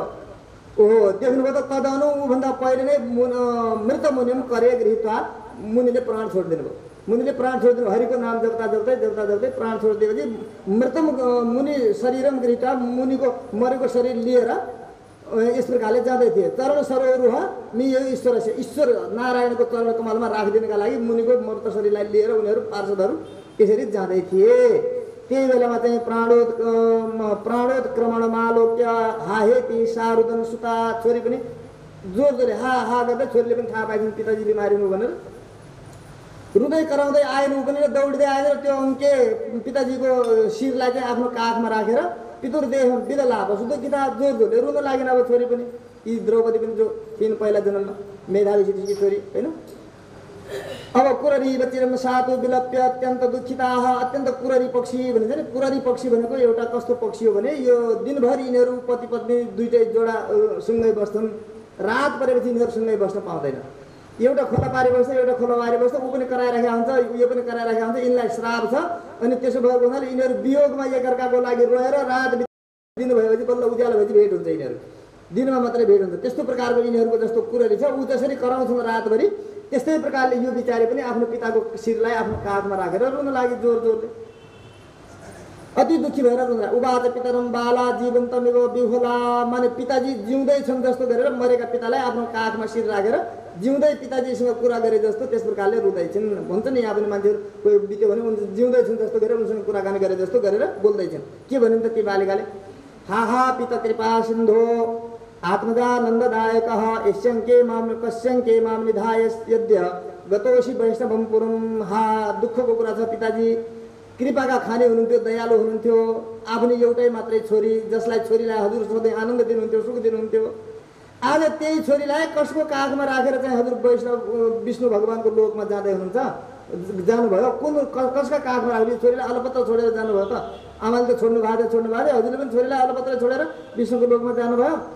पितृहीनाम च माम तात को वा सम्भावयिष्यति। पिताले हीन भयो कि, माताले त पहिलेदेखि हीन थिए, म माता त थिइनन्, अब पिताबाट पनि हीन भयो कि मलाई कसले चाहिँ अब स्वीकार गर्छ, कसले चाहिँ मेरो रेखदेख गरिदिन्छ? अब न भ्राता नैव बन्धुस्थ, न मे माता तपस्विनी, मेरो न कोही भाइ छ, न कोही बन्धु बान्धव छ, न माता बिचारी तपस्विनी माता पनि छैनन्। भोजन आच्छादने चिन्ता कोमे तात करिष्यति। आजदेखि मेरो भोजनको आच्छादनको कपडाको चिन्ता कसले गरिदिनु पिताजी? मेरो रक्षाको चिन्ता गरिदिनु को छ त? अब खोइ कसको काखमा राखेर जानुभयो त हजुर? कथम तिष्ठाम्यहम शून्य वेदध्वनि विपरीते। आज यो शून्य कुटियामा, जङ्गलमा, चारैतिर जङ्गल छ, कुटिया एउटा मात्रै छ, यो जङ्गलमा एउटै मात्रै म छोरी हजुर कि अरू कोही पनि छैनन्। त्यही पनि हजुरले दिनदिनै वेद पाठ गर्नुहुन्थ्यो होइन? कति राम्रो वेदको ध्वनि सुनेर वरिपरि कन्दमूल फल खोज्दै फुल टिप्दै म पनि जान्थेँ, यता पिताजीको आवाज सुनिरहन्थेँ। कति राम्रो वेदको आवाज सुनेर, वेदको ध्वनि सुनेर यसरी जीवन कति राम्रो बितिरहेको थियो। अब मलाई वेद कसले सुनाइदिने? के सुनेर म फुल टिप्न जाउँ? कसरी यो आश्रममा एक्लै म बसौँ? अब आजदेखि होइन, वेदको ध्वनि पनि जहाँ सुनिँदैन भन्नाले जहाँ शास्त्रको चर्चा हुँदैन, जहाँ कथा प्रवचनहरू हुँदैनन्, जहाँ वेद ध्वनि आदिहरू हुँदैनन्, जहाँ पण्डितहरू ज्ञानीहरू बस्दैनन्, त्यस्ता ठाउँमा त्यो स्वर्गै छ भने पनि त्यहाँ बस्नु हुँदैन बुद्धिमानले, किनकि त्यहाँबाट पतन हुन्छ। त्यस कारणले नित्य कथा हुने ठाउँमा बस्नुपर्छ, नित्य सत्सङ्ग होस्, प्रवचन होस्, त्यहाँ कहिलेकाहीँ यसो भगवानको नाम सङ्कीर्तन होस्, केही न केही राम्रा कुराहरू सुन्न पाइयोस्, जान्न पाइयोस्। त्यस्तो ठाउँ स्वर्गभन्दा पनि महान हुन्छ, त्यही ठाउँमा बास गर्नुपर्दछ। तर यस्तो ठाउँमा म अब कसरी बसौँ भन्नुहुन्छ? आश्रमेते मुनि श्रेष्ठ अरण्य इव निर्जने। हजुरको आश्रम उसै पनि अरण्य जङ्गल जस्तो निर्जन छ, कोही जनै नभएको, कोही मान्छे नभएको, त्यस्तो प्रकारको त हजुरको आश्रम छ। अतः परम मरिष्याने जीवने किम प्रयोजन। अब मैले पनि बाँच्नुको के प्रयोजन छ र? मैले पनि अब मर्नु, जीवनबाट हात धुनुपर्छ पिताजी, हजुर सँगसँगै मैले पनि प्राण त्याग्छु। असम्पाद्येव वैवाहम विधिम दुहित्री वत्सलः। आफ्नो छोरीको विवाह नगरिकन, छोरीको लागि प्रिय त्यति माया गर्ने हजुर भएर पनि बिहा नगरिकनै हजुरले आफ्नो बाटो कटाउनु भयो। को गतोषी पिता, कहाँ जानुभयो पिताजी? हजुर तात यहाँ गछ, यहाँ आउनुहोस्। हे तपस्याका धनी मेरा पिताजी कहाँ जानुभयो? वाणी बद सुधा कल्पम। हजुरको कति अमृतमय वाणी, कस्तो वेदका राम्रा राम्रा कथा सुनाउनुहुन्थ्यो, पुराणका कथा सुनाउनुहुन्थ्यो, साहित्य नीतिका कुराहरू सुनाउनुहुन्थ्यो, कति राम्रो मन लगाएर सुन्थेँ मैले। अब त्यो अमृतमय वाणी मलाई कसले सुनाउँछ पिताजी? कहाँ जानुभयो? त्यो वाणी सुनाउनुहोस् त, अमृत जस्तो कति राम्रो हजुरको वाणी। कथन तुष्णमा बस्दा आज चुपचाप किन हुनुभयो पिताजी? मैले के गल्ती गरेँ? किन रिसाउनु भयो मसँग?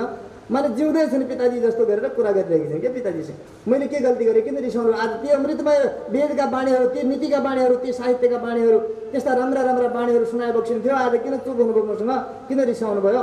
उत्तिष्ठो तिष्ठ हे तात चिरम सुप्तोषी साम्प्रतम। धेरै लामो बेर भयो पिताजी, आज हजुरको सन्ध्या वन्दन स्नान आदिहरू सब छुटिसक्यो, उठ्ने बेला भइसक्यो, धेरै लामो सुत्नु भयो आज त हजुर। यसरी नसुत्नुहोस्। माने पिताजी मरेको होइन कि सुतेका हुन् जस्तो लागिरहेको छ मलाई, 10 वर्ष कि त बालिका हुन्।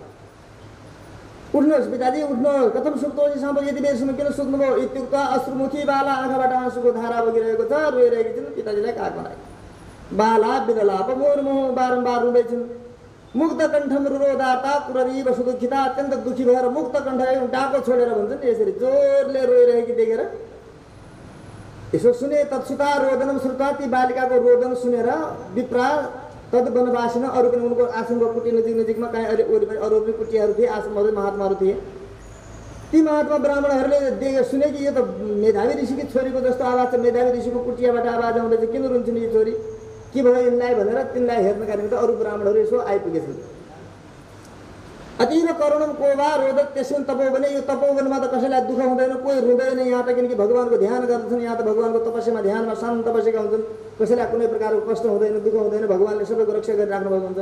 यहाँ यसरी जोर जोरले रोदन गर्नेवाला, मुक्त कण्ठ छोडेर यसरी रुनेवाला को त को रोयो यो भनेर आए। मेधावी ऋषि सुता शब्दम शनैर निश्चिन्त्य तापसा। अरू तपस्वीहरूले, ऋषिहरूले, मुनिहरूले ओहो यो त मेधावी ऋषिकी छोरीको आवाज सुनिन्छ, उनकी छोरी कहिले जान्थिन् होला, उनीहरू ऋषिहरूसँग यसो भेटघाट गर्न बोल्नु, अथवा केही फलफुल कन्दमूल दिन, अथवा केही कहिले सभा समारोहमा बोलेको सुने होला, थाहा पाए यो त मेधावी ऋषिको छोरीको जस्तो शब्द छ भनेर सबैले निश्चित गरेर तपस्वीहरू सबै मेधावी ऋषिको आश्रममा आइपुगे। ससम भ्रमा समाजग्मुर हाहाकार समन्विता। ओहो भ्रम के भयो भन्दै आत्तिँदै आइपुगेका थिए त त्यहाँ त पिता मेधावी ऋषिले प्राण छोडेको त्यो देखेपछि सबै विचाराहरू सबैका उनी त कुलपति जस्तै थिए, अत्यन्त ज्ञानी थिए, सबैभन्दा महान थिए। सबैलाई चिन्ता भयो, अत्यन्त हाहाकारले युक्त भए सबैजना। आगत्य ददृशु सर्वे सुताङ्कस्थं मृतं मुनिम, सबैजना आएर वरिपरि हेर्छन् त छोरीको काखमा शिर राखेका मृत मुनिलाई उनीहरूले देखे, प्राण छोडेका मुनिलाई देखे, बडा सबै दुखी भए, अत्यन्त दुखी भए।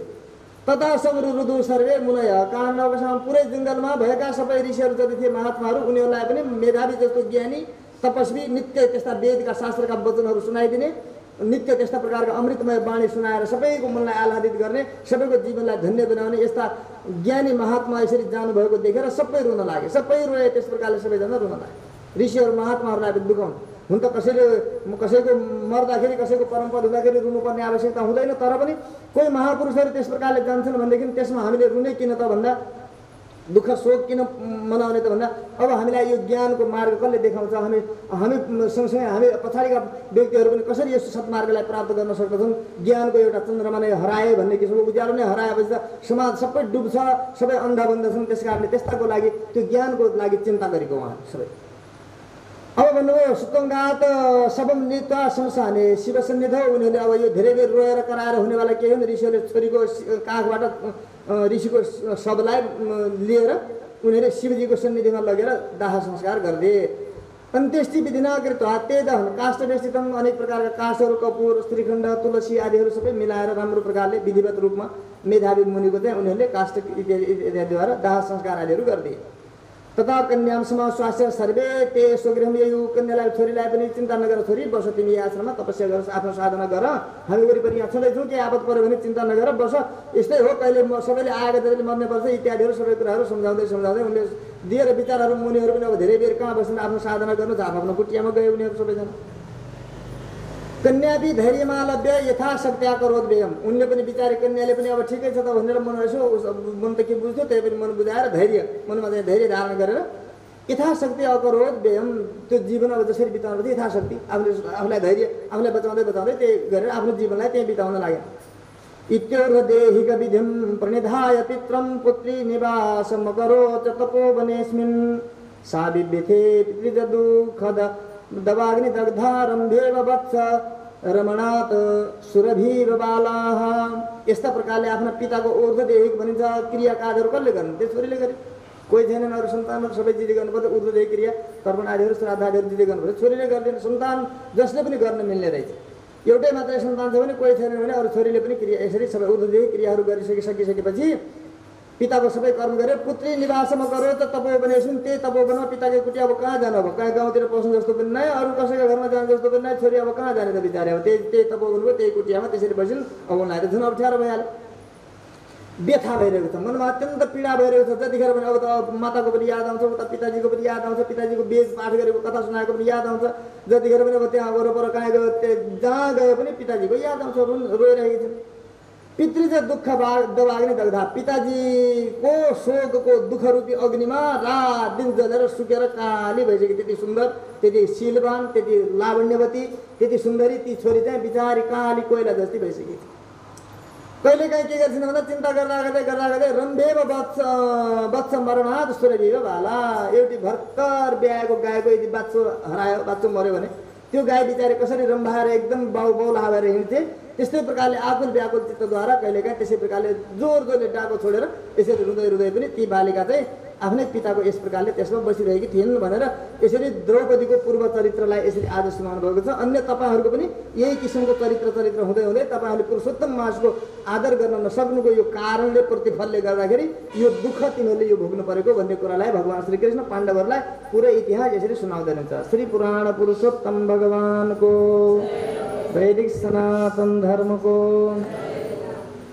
राधे कृष्ण गोविंद गोपाल राधे माधव गोविंद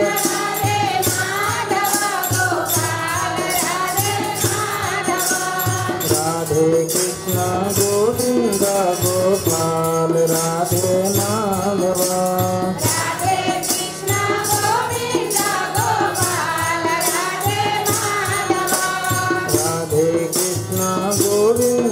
गोपाल राधे माधव।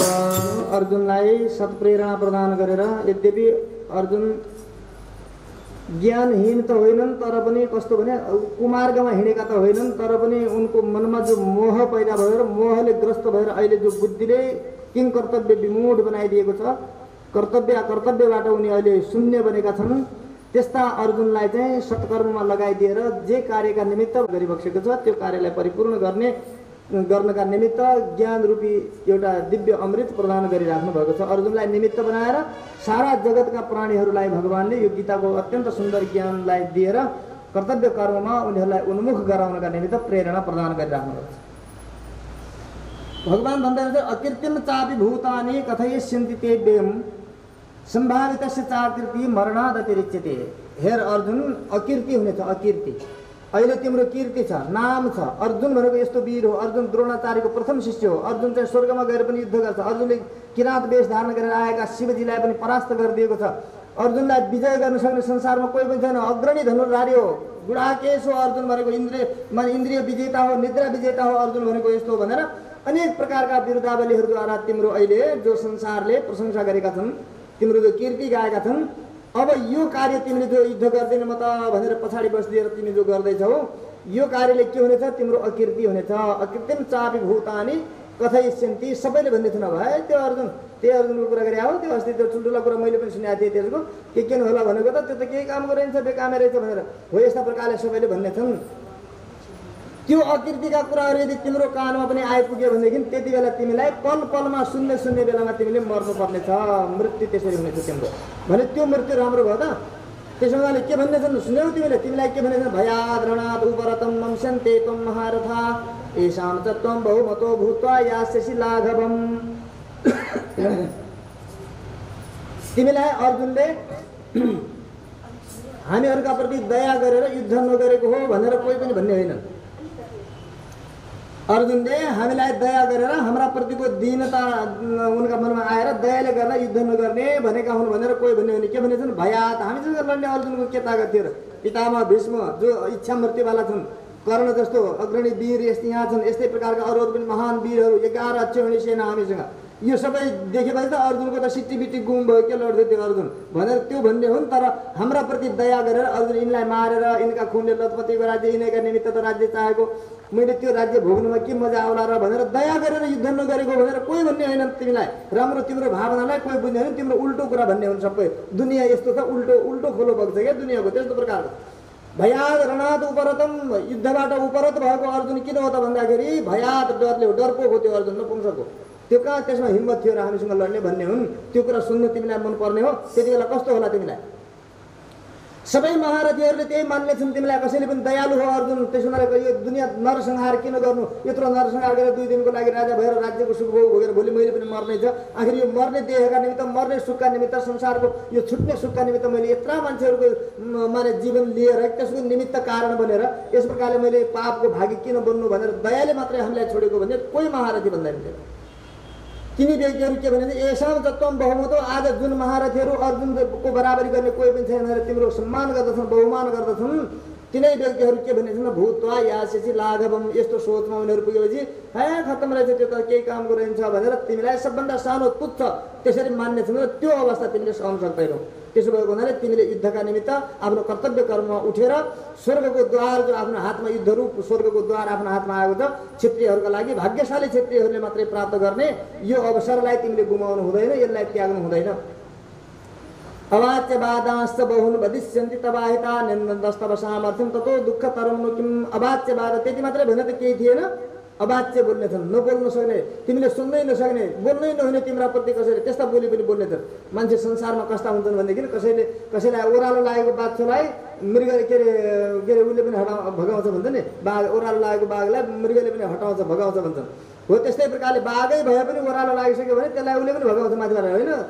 त्यसै कसैका दिनहरू तल झरे कुनै कर्मले अथवा केही भयो भनेदेखि सबै एकजुट भएर एकमुख भएर त्यसका लागि गरेका गुणहरू जम्मै माटोमा मिलाइदिन्छन्। कहिले पनि त्यसका गुणलाई हेर्दैन। ऊ त यति महान हो, उसले यति ठुला कर्म गरेको, यस्तो महान उसको यति गुण छ, उपकार छ भनेर कोही सोच्दैन। जम्मैका जम्मै एक मुष्ट भएर हात धोएर पछि पर्छन्। त्यसै बेला जम्मै एकत्रित भइहाल्छन् र सबै उल्टो मात्रै बोल्दछन्। र बोल्ने नबोल्ने, जो उनका प्रति बोल्नै नहुने हो, जो कुरा सोच्नै नहुने हो, त्यस्ता कुराहरू बोलेर सोचेर उनलाई पीडित गर्छन्। त्यो पीडाको अवस्था अत्यन्तै दुःखदायी हुन्छ। त्यसो भएको हुनाले भन्नु अवाच्यवादांश्च वदिष्यन्ति तवाहिता, तिम्रो अहितमा हुने, तिम्रो स्वरूपभन्दा विपरीत त्यस्ता कुराहरू पनि बोल्ने छन्। दुनियाँको मुख हो, यो रोक्न सकिँदैन, खराब हुन्छन्, दुनियाँ बहुत खराब हुन्छन्। तैँले के बुझाएको छस्? तँ कर्तव्यनिष्ठ छस्, तँ चाहिँ दया गर्दैछस्, तेरोमा चाहिँ यस्तो प्रकारको भावना छ भनेर यी बुझ्ने हुन् र यी दुनियाँले यी भेडा बाख्रा जस्ता हुन्। दुनियाँ त कामै नलाग्ने हुन्छ। त्यसो प्रकारले उनीहरू जसलाई जता खेदाउन चाह्यो त्यतै खेदाइदिन्छ, बस त्यस्तो प्रकार एकोरो लाग्दछ दुनियाँ। त्यति बेला तैँले त्यो सहन गर्न सक्छस् त? निन्दन्तस्तव सामर्थ्यम ततो दुःखतरम। तेरै सामने आएर तेरै निन्दा त्यस प्रकारले गर्न लाग्यो, निन्दा गर्न लाग्यो। ती निन्दकहरूको त्यो वचनलाई आफूमा बल हुँदाहुँदै, सामर्थ्य हुँदाहुँदै, निर्दोष हुँदाहुँदै गरिएका निन्दाहरू र त्यस प्रकारका अपहेलनयुक्त वचनहरूलाई सहन सक्ने तमा तागत छ त? त्यो सहेर बस्ने हो त? त्यसरी मरेर बस्ने हो त तैँले? त्यसरी ततो दुःख नतरम। किन संसारमा प्राणीहरूको लागि सबैभन्दा ठुलो दुःख हो। खान नपाए त्यति दुःख हुँदैन, लाउन नपाए बरु त्यति दुःख हुँदैन। परन्तु संसारका शत्रु लागे, बैरीहरू लागे, ती बैरीहरूले एकोरो एकमुष्ट भएर यदि कुनै प्रकारको त्यसलाई पतन गर्नका निमित्त एकमुष्ट भएर यस्ता प्रकारको नराम्रो खोइरो खन्न थालेर अवाच्य बोल्न लागे, निन्दा गर्न लाग्यो भने त्यो जस्तो अरू दुःख केही पनि हुँदैन। महान व्यक्तिहरूका लागि त जस्तो महान कीर्तिमान व्यक्तिहरूका लागि त अलिकति पनि थोरै पनि कसैले नराम्रो भनिदियो भने धेरै नराम्रो हुन्छ भनेपछि तेरा लागि यसरी खोइरो खने भनेदेखि तैँले त्यो सहन सक्छस्। त्यस्तो प्रकारको त्यसलाई मृत्युदण्ड भनिन्छ। कुनै पनि व्यक्तिका लागि यदि कसैले त्यसरी नराम्रो उनको अयोग्य कुराहरू बोल्दछन् अथवा उनको नभएको कुराहरू दोषारोपण गर्दछन्, शुद्ध गुणहरूलाई चिन्तन गर्दैनन् भने त्यति बेला त्यसलाई मृत्युदण्ड बराबर मानिन्छ। त्यसलाई मृत्युदण्ड दियो, तिनीहरूले मारेका हुन् त्यसलाई। त्यसैले ती मृत्युदण्ड दिनेवाला व्यक्ति, त्यस्ता व्यक्तिहरू तेरा लागि कहिल्यै पनि क्षम्य हुने छैनन्। तैँले तिनीहरूलाई क्षमा गर्न सक्ने छैनस्। त्यति बेला चाहिँ कसलाई तैँले उठेर एक एक गरेर तैँले मार्दै गर्छस्। एउटालाई मार्छस् रिस उठेर फेरि, अनि अर्को आउँछ, अर्को पनि बोलिरहेका हुन्छ, फेरि अर्कोलाई मार्छस्, अर्को आउँछ, चारैतिर फैलिएका हुन्छन् दुनियाँभरि, सबैले बोलिरहन्छन्, गाउँटोलमा बोलिरहन्छन्। अवाच्य बोल्नु राम्रो होइन। त्यस हुनाले लोक निन्दा धेरै नराम्रो हो। त्यस हुनाले के भनिन्छ त भगवान् रामले पनि त्यो एउटा धोबीले त्यस्ता प्रकारले नराम्रो बोल्यो मेरा बारेमा भनेर त्यतिका निमित्त आफ्नो प्रियसी पत्नी जसका निमित्त समुद्रमा पुल हालेर बानर सेना भालु सेनाहरूलाई लगेर गएर पनि जुन सीताजीलाई भगवान् लिएर आउनुभयो तिनै सीताजीलाई एउटाले अवाच्य बोल्यो, नराम्रो बोल्यो मेरा लागि भनेर त्यतिमा चाहिँ आफूलाई अपहेलना सम्झेर भगवान्ले तिनै सीताजीलाई त्यागिदियो। तिनै सीताजीका निमित्त भगवान्ले त्यत्रो दण्डकारण्यमा त्यत्रो दुःख उठाउनुभयो, त्यत्रो बानर भालुलाई तालिम गराउनुभयो, त्यत्रो समुद्रमा पुल हाल्नुभयो, त्यत्रो राक्षसी सेनालाई मार्नुभयो, त्यत्रो विजोग गरेर सीताजीलाई चाहिँ लिएर आउनुभयो। तिनै सीताजीलाई चाहिँ अवाच्य बोल्यो भनेर एउटा व्यक्तिले नराम्रो बोल्यो, यो त मृत्यु बराबर हुन्छ भनेर सीताजीलाई नै त्यागिदिनु हेर्नुहोस्। त्यस्तो हुन्छ महान व्यक्तिहरूका लागि अलिकति पनि नराम्रो बोल्नु भनेको उनलाई मृत्युदण्ड दिए बराबर हुन्छ। त्यसका उनीहरूले त्यति उनीहरूको लागि त्यो अप्ठ्यारो हुन्छ। त्यसो हुनाले भगवान् भन्छ कि सत्यम बुर्यात प्रियम बुर्यात नबुर्यात सत्यम अप्रियम। सत्य बोला, प्रिय बोला, अप्रिय लाग्ने सत्य कहिले पनि नबोला। यदि सत्य नै हो भने पनि यदि कसैलाई अप्रिय लाग्दछ, कसैको मन दुख्छ भनेदेखि त्यस्तो अप्रिय लाग्ने सत्य पनि बरु नबोलिदेऊ, बोलेर, किनकि बोलीको बाण धेरै नै नराम्रो। त्यसमा यो ओठ कस्ता छन् हामीहरूको देख्नु, यो ओठ हामीहरूको यी धनुषका आकारका छन्। सबैको ओठ हो यी धनुषको जस्तो टक्क धनुष मिलेको छ। यसमा बाण भनेका बोलीका स्वरहरू हुन्। ती बाणहरू बोली हुन्। ती बोलीका बाणहरूले अर्काको हृदयलाई विदीर्ण गर्ने गरी त्यस्ता कठोर कर्कश वचनहरू कहिल्यै पनि निकाल। त्यस्ता बाणहरू ननिकाल। त्यो बाणले वेदन भएको व्यक्ति कति घाइते हुन्छ, उसलाई कति पीडा हुन्छ त्यो कुरालाई बुझ। किनकि कहिलेकाहीँ आफूलाई पनि त्यस्तो बाण लाग्दा कस्तो हुन्छ, आफूलाई त्यो पर्दा कस्तो हुन्छ, कसैलाई बोल्नुभन्दा पहिला आफ्नाप्रति फर्केर हेरिहाल, त्यो हुन्छ पीडा। त्यसो हुनाले यस्ता प्रकारले पीडा गरेर ततो दुःख तरम नकुम, त्योभन्दा दुःख अरूको के हुन्छ र दुनियाँमा भन्नु भगवान्। तँलाई के बिग्रेको छ, तैँले अहिले यसरी पछाडि पस्नुपर्ने, हताश उदास हुनुपर्ने, मोह गर्नुपर्ने त्यस्तो त विषय नै केही पनि छैन। यहाँ त हतो बा प्राप्सी, तेरो त दुई हातमै लड्डु छन् भन्नु भगवान्। तेरो त दुईटै हातमा लड्डु छन्, तैँले किन चाहिँ चिन्ता गर्नु पर्यो। हतो बा प्राप्सी स्वर्गम जित्वा बा भोक्ष्यसे महिम तस्मात् उत्तिष्ठ कौन्तेय युद्धाय कृतनिश्चय भन्नु। यदि युद्ध गर्दा गर्दै तँलाई कसैले उताका बलिया वीरहरूले तँलाई मारिदियो, लो वीर गतिलाई प्राप्त भइस् त होइन। त्यसो भयो भने हतोबा प्राप्त, युद्ध गर्दा गर्दै धर्म युद्धमा चाहिँ यस प्रकारले ज्यान बलिदान दिनेवाला जो वीर क्षेत्रीहरू हुन्छन् त्यस्ता वीर क्षेत्रीहरूको त स्वर्गति प्राप्त हुन्छ। तिनीहरू त स्वर्ग प्राप्त गर्छन्। मरिस भने पनि तँलाई त केही बिग्रेन, स्वर्ग पाउँछस् तैँले होइन। हतोबा प्राप्त स्वर्गम जित्वा बा, यदि तैँले जितिस् ती सबै यी शत्रुहरू दुष्टहरूलाई मारेछ तैँले जितिस् भनेदेखि त्यति बेला पृथ्वीको राज्य तेरो हातमा हुन्छ होइन। पृथ्वीको राजा हुने जो इच्छा छ, चाहना छ, त्यो इच्छा पनि तेरो पुरा हुन्छ। मर्यो तैँले मरिस् भने पनि स्वर्गको राज्य तँलाई प्राप्त हुन्छ। जितिस् भनेदेखि यो लोकको राज्य प्राप्त हुन्छ। दुईटै हातमा लड्डु छ भने तैँले युद्ध जस्तो पवित्र धर्मलाई किन त्याग्ने होस् त तैँले। युद्ध भनेको एउटा कर्म हो, त्यो त क्षत्रियहरूको मुख्य कर्म हो। त्यसो भने त्यो कर्म तैँले आफूलाई त्याग्नु हुँदैन। तस्मात् उत्तिष्ठ कौन्तेय युद्धाय कृतनिश्चय। त्यस कारण हे कौन्तेय, कुन्ती पुत्र अर्जुन, यो पामरता, यो एउटा प्रकारको एउटा मोहग्रस्त मानसिकतालाई लिएर यसरी युद्ध जस्तो धर्मलाई छोडेर तैँले युद्धाय कृतनिश्चय, यो मनलाई छोडेर युद्धका निमित्त निश्चय गरेर उठ। मान्छे कस्तो हुनुपर्छ त जस्तो भएर मान्छे काम चल्छ त जिन्दगीमा मानव कस्तो हुनुपर्छ एउटा सुदृढ मानव आफ्नो जीवनलाई एउटा मानवको तरिकाले एउटा गरिमामय जीवन यदि यापन गर्न चाहन्छ कुनै व्यक्ति एउटा इज्जतले युक्त भएको मानव जीवनलाई यापन गर्न चाहन्छ भने त्यो व्यक्तिको आनी बानी कस्तो हुनुपर्छ सुन भगवानले सुनाउनु भयो सुख दुःखे स्नेह कृत्वा लाभा लाभो जयाजयो ततो युद्धाय युज्यसो नैवं पापम अवाप्स्यसि तँलाई पाप पनि लाग्दैन यस्ता व्यक्तिले यस्तो कर्म गर्दाखेरि पाप लाग्दैन के सुख र दुःखमा समान सुख हुँदाखेरि त हामीलाई बस भुइँमा भाँडामा फुर हिँडेर माथि कमिला कति पिस्यौँ हामीले कमिला जस्ता सानसाना प्राणीलाई कति पिस्यौँ मान्छेलाई कति धक्कामुक्की गऱ्यौँ सुख हुने बित्तिकै होइन सुखको त चेष्टा मात्रै हुने हो भनेदेखि पनि कति बोलाउँछ एउटी महिलाको कथा सुनाउँदा एउटी महिलाका श्रीमान विदेश गएका रहेछ धेरै दिनदेखि विदेश गए उतै हरायो चिठी पत्र पनि केही छैन केही पनि छैन अत्तो पत्तै छैन 10-12 वर्ष भइसक्यो घरै आएन अब बिचारी घरै आएर बिहा गर्ने बित्तिकै विदेश गएका बिचरा अब चिठी पत्र पनि छैन खबर बात पनि छैन घरमा भएकी त्यो बिचारी के पो छ कसो पो छ लुरुक्क परेर घरका अरू वरपरका सखीहरूलाई पनि लिएर यसो पानी सानी ल्याउन घाँस दाउरा गर्न कहीँ गयो बन्नु भने बिचारी कुम्चिएर लुकेर फिरेर दुब्ला गाईले बगाल छाडी चर्नु भने जस्तो अलग्गै त्यसरी बच्चिकन हिँडेर थिइन् एक दिन अचानक के भइदिएछ 12 वर्ष पछाडि हुँदाखेरि घरमा खबर आयो लौ देवी मैले यतिका वर्ष विदेशमा खुब टनाटन पैसा पनि कमाएको छु मोज अब त हाम्रो दिन आइसक्यो अब चिन्ता नगर है म आउँदैछु भोलि भनेर खबर सुनिथिन् राति बेलुका भोलिपल्ट बिहान पानी लिनु जाँदाखेरि त के को मान्थिन् उनले त यतालाई हुँ गर्थिन् उता धक्का लगाउँथ्यो उतालाई हुँ अरे के भयो त के भयो त बहुत सिधी सादी बिचारी यसो किन गर्छस् त के को सिधी सादी हिजोको कुरा सत्य होस् न भोलिदेखि कति गर्छु तिमीहरूलाई भन्थ्यो अरे हो त्यस्तो हुन्छ क्या सुख भएपछि त्यो सुख त आएकै छैन आउने हो गएन के पो हुने तर सुखको त खबर सुन्दाखेरि पनि हुम गर्न थालिहाल्छौँ हामीले होइन सुखमा त्यस्तो दुःख पर्ने बित्तिकै ज्वरो आउँछ कि क्या हुने अलिकति थोरै टाउको मात्रै के दुख्न आँटेको थियो मारा लुत्रु मेरो हात गोडा पनि खतम लम्पसार परेर उठाएर भित्र कोठामा लगिदिनु पर्ने स्थिति आउँछ दुःखमा त्यस्तो हुनुपर्ने सुखमा त्यस्तो हुनुपर्ने होइन मान्छे त्यस्तो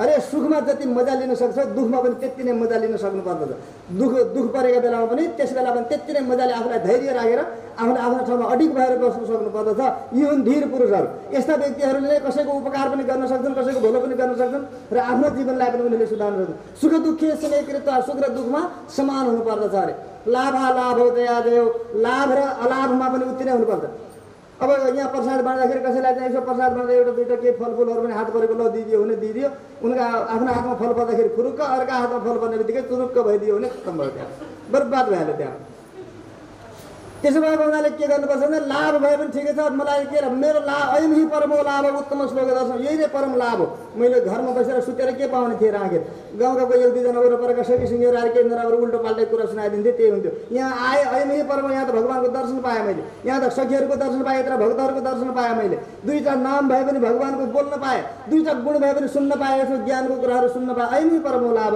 यो भन्दा के छ प्रसाद जस्तो प्रसन्नता यति कर्म गर्दाखेरि मेरो भगवान् खुसी हुनुभयो अब प्रसन्नता प्रसाद त मिलिसक्यो मलाई अब मलाई चाहिँ मिलेन उसलाई चाहिँ मिल्यो भनेर सानो मन बनाएर चाहिँ रिसाउने हो त नपाउँदाखेरि सानो मन बनाइहाल्ने पाएका दिन चाहिँ मैले पाएँ तिमीले पायो भन्दाखेरि तब कहिलेकाहीँ यो मालाको लागि झगडा हुन्छ कि म यसो सोध्छु अनि कहिलेकाहीँ त्यो झगडा हुँदाखेरि के हुन्छ भने कसैले पायो भनेदेखि अर्काले त्यो पाउनेले नपाउनेलाई पिसेरै मारिदिन्छ अब नपाउने बिचारा त्यो पिसिएर मर्दछ पाउनेले पिसेर मार्छ दोस्रो दिन अर्कालाई दिने त्यो नपाएका रिसले पनि पिसिदिन्छ त्यसले त अब त्यस्ता खालका हुन्छ त्यही भएर यो माला समातेर पहिले नै उतापट्टि फालिदिन्छ मैले र कसैले कोही कसैलाई नपिस्नु बिचारा बाँचेर जाउनु घर भनेर त्यो आपत परेको भनेर सुख लाभमा चाहिँ हामी समान रहन सक्दैनौँ मिले पनि ठिक छ नमिले पनि ठिक छ मेरो परमात्माको मैले कैङ्कर्य गरिहालेँ कर्तव्य भइहालेँ मेरो तर्फबाट धन्य हो मेरो भगवान् खुसी भयो त मलाई त के मिल्छ के यति मात्रै हो र भन्ने बुझ्न सक्दैनौँ धैर्य त हामी राख्न सक्दैनौँ होइन हो यस कारण लाभा लाभ हो जया जयो जित भयो मेरो भनेदेखि मैले जित्नै पर्ने क्या जिद्दी गर्नै पर्ने बढी बोल्नै पर्ने अनि उसले भनेको कुरा त हुँदैन भने उसलाई तल पार्नै पर्ने मैले जसरी पनि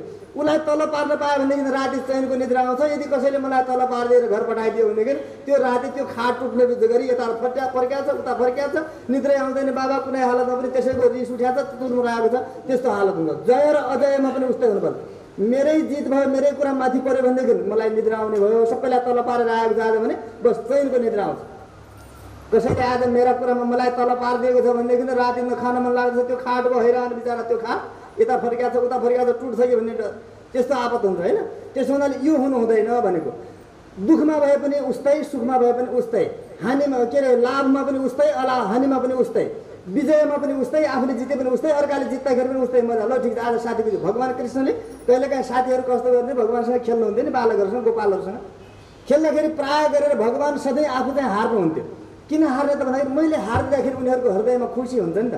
उनीहरू खुसी हुन्छन्, मैले त सबैलाई खुसी पो दिनुपर्ने हो। मैले कुनै प्राणीलाई पनि कुनै कर्मद्वारा पनि यदि कसैलाई खुसी दिन सक्छु भनेदेखि त्यो पो मेरो जीवन सार्थक भयो त। अब मैले जितेर गएँ, उहाँ बिचरा ऊ दुःखी भयो, उसलाई निद्रा आएको छैन, म यहाँ खुसीले चैनले सुत्छु बल्ल, अर्कालाई तल पार्न पाए मात्रै खुसी हुनु पाउँछु भने त्यो चाहिँ राम्रो भएन। यो हुनुपर्छ मानवमा भन्नु भयो, हानिमा, लाभमा, सुखमा, दुःखमा, होइन, जितमा अजितमा, यो सबै कुरालाई समान भएर मलाई जिते पो के मिल्ने हो, हारे पो के मिल्ने हो, उस्तै त हो नि। किन जित्नलाई मैले जिद्दी गर्नु पर्यो, किन सुखैको लागि चाहना गर्नु पर्यो, किन चाहिँ मैले लाभैको लागि मात्रै सोच्नु पर्यो। ततो युद्धायुज्यसो नैवं पाप, यस्तो भावनाले बराबर भयो नि ठिकै छ, नभए पनि ठिकै होइन। एउटा गीत गाउँछ नि, भयो पनि ठिकै नभए पनि ठिकै, किन टाउको दुखाउने 2 दिन बाद जीवनलाई भनेर एउटा गीत गाउँछ, हो त्यस्तै हो। भयो पनि ठिकै छ, नभए पनि ठिकै छ, हो यस्तो प्रकारको हुनुपर्छ मान्छे त। केही छैन, मस्त राम जतिखेर पनि, जाहे विधि राखे राम ताहे विधि रहे, मस्त राम हो। यसो सोचेर चाहिँ युद्धायुज्यसो, यसरी युद्ध गर्नका लागि त उठिस् भनेदेखि के हुनेछ त, यिनीहरू मऱ्यो भने पनि तँलाई दुःख हुने छैन, तेराका जम्मा मऱ्यो तै मरिस् भने पनि तँलाई दुःख हुने छैन। किन जित्नका लागि लड्यो भनेदेखि तँलाई दुःख हुनेछ। जित्नका लागि मैले जित्नुपर्छ, यिनीहरूले हार्नै पर्दछ अनि मात्रै म लड्छु भन्ने हो भने यिनीहरू जित्छन्, यिनीहरू बढी छन्, 11 छेउनी सेना छन्, यिनीहरूले जितिदिँदाखेरि तँलाई हारको चाहिँ पीडा सहन नसकेर तँ त्यसै मरिहाल्छ, जितिस् भने पनि मरिहाल्छ होइन। त्यस प्रकार त्यसो भएको हुनाले त्यो भाव राख्नु हुँदैन, जहिले पनि जितको, सुखको र विजयको मात्रै भाव राख्नु हुँदैन। एषा ते विहिता साङ्ख्ये बुद्धियोगे तिमां शृणु बुद्ध्या युक्तो या पार्थ कर्मबन्धं प्राप्स्यसि। यस्तो भावना राखेर अभिहिता साङ्ख्य यो ज्ञानलाई मनमा राखेर, यो संसारमा कसैले जिते पनि जित छैन, हारे पनि हार छैन, कसैलाई लाभ भए पनि लाभ छैन, हानि भए पनि हानि छैन। त्यसै प्रकारले कुनै प्रकारको सुख भए पनि सुख छैन, दुःख भए पनि दुःख छैन कसैलाई पनि। यो संसारमा केही पनि छैन, एउटा मान्यता मात्रै हो। यो सबै चिजको मनको मान्यता मात्रै। मनले तपाईँको दुःख मान्यो भने दुःख भइहाल्छ, मनले सुख मान्यो भने त्यही चिज सुख हुन्छ। जस्तो कुनै चिजले पनि सुख दिँदैन, कुनै चिजले पनि दुःख दिँदैन, मनको कुरा हो। त्यही लुगा तपाईँले उनका स्वेटरहरू, बढिया प्रकारका मोजा सोजाहरू, बढिया गलबन्दीहरू, राम्रा राम्रा सौलहरू सबै छन्क्याएर बाक्समा किन राख्यो अहिले? मजासँग स्वेटर लगाएर आउनुपर्ने, सौल ओढेर आउनुपर्ने होइन, मोजा लगाएर आउनुपर्ने। अहिले चाहिँ किन त्यसो गरेर त्यो बाक्समा थन्क्याएको किन? अहिले ती चिजहरूलाई प्रयोग गर्ने भने दुःख दिन्छन्। ती दुःख दिने चिज हुनु भनेर तिनलाई फालिदिनु भएको छैन, राख्नु भएको छ, फेरि तिनीहरूले भोलि सुख पनि दिन्छन्। आखिर त्यो चिजले सुख दिने हो त? त्यसले सुख पनि दिँदैन, त्यसले दुःख पनि दिँदैन। हेर्नु अहिले त्यही चिजले दुःख दिइरहेको छ, कुनै बेला त्यही चिजले सुख दिन्छ। त्यसले गर्दा तपाईँलाई ज्वरो आएको छ भने त्यति बेला तपाईँले दुध खानु भने झन् टन्सिल भएर मरिन्छ, झन् अरू अप्ठ्यारो हुन्छ। त्यति बेला दुध त्यो दुःख दिने हुन्छ, उसरी अगाडि पछाडि दुध चाहिँ नभइकन हुँदैन, दुधले सुख दिन्छ। हरेक चिज संसारको सुख पनि दिन्छ, हरेक चिजले दुःख पनि दिन्छ। त्यसमा सुख र दुःख भनेको कसैले दिने होइन, यो मनको कुरा। त्यही मान्छे मर्दाखेरि सुख हुन्छ, त्यही मान्छे मर्दाखेरि दुःख पनि हुन्छ। जसका मान्छे मरेका हुन्छन् उनीहरू बिचारा रोइरहेको हुन्छ, दुःखी भइरहेको हुन्छ। अब त्यही मान्छेका शत्रुहरू गएछन्, मऱ्यो धन्न मरेछ, राम्रै भयो भनेर ऊ सुखी पनि भइरहेको छ। मान्छे मर्ने काम त एउटै भयो, परन्तु कोही सुखी छ त्यो मर्दाखेरि, कोही दुःखी पनि छ त्यो मर्दाखेरि, हृदय पनि छ भने चाहिँ मर्नु सुख पनि होइन, दुःख पनि होइन, तर मनको कुरा हो। कसैका मनले त्यसलाई दुःख मान्यो, कसैका मनले सुख मान्यो। त्यो सुख मानेका मनमा सुख भयो, दुःख मानेका मनमा दुःख भयो। त्यो वस्तु दुःख होइन, त्यो सुख होइन। एषा ते विहिता साङ्ख्ये, यस्तो बुद्धि। यो संसारमा जित भनेको पनि जित होइन, हार भनेको पनि हार होइन। यहाँ कुनै प्रकारको लाभ पनि लाभ होइन, हानि पनि हानि होइन। यहाँ कुनै प्रकारको सुख पनि सुख होइन, दुःख पनि दुःख होइन। यो सबै त एउटा मान्यता मात्रै हो भन्ने बुद्धि राखेर, यस्तो ज्ञानी बनेर यदि तिमीले आफ्नो कर्तव्य कर्ममा लागिराख्यौ भने त्यो कर्तव्य कर्मले के हुनेछ त भन्दाखेरि तिमीलाई के हुनेछ? बुद्ध्यायु, यस्तो बुद्धिले युक्त भएर पार्थ कर्म गर्यौ भनेदेखि कर्मको बन्धन पनि हुने छैन।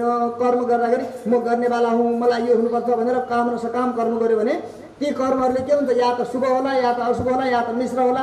शुभ कर्मको फलले स्वर्ग जानु पर्ला, फेरि फर्केर जन्मिनै पर्छ। अशुभ कर्मको फलले नरक जानु पर्ला, त्यहाँबाट पनि फेरि जन्मिनै पर्छ।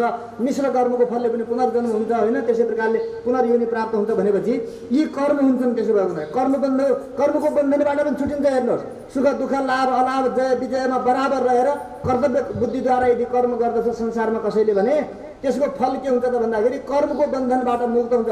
न स्वर्ग जान्छ, न नरक जान्छ, न त्यसले पुनर्जन्म प्राप्त गर्दछ।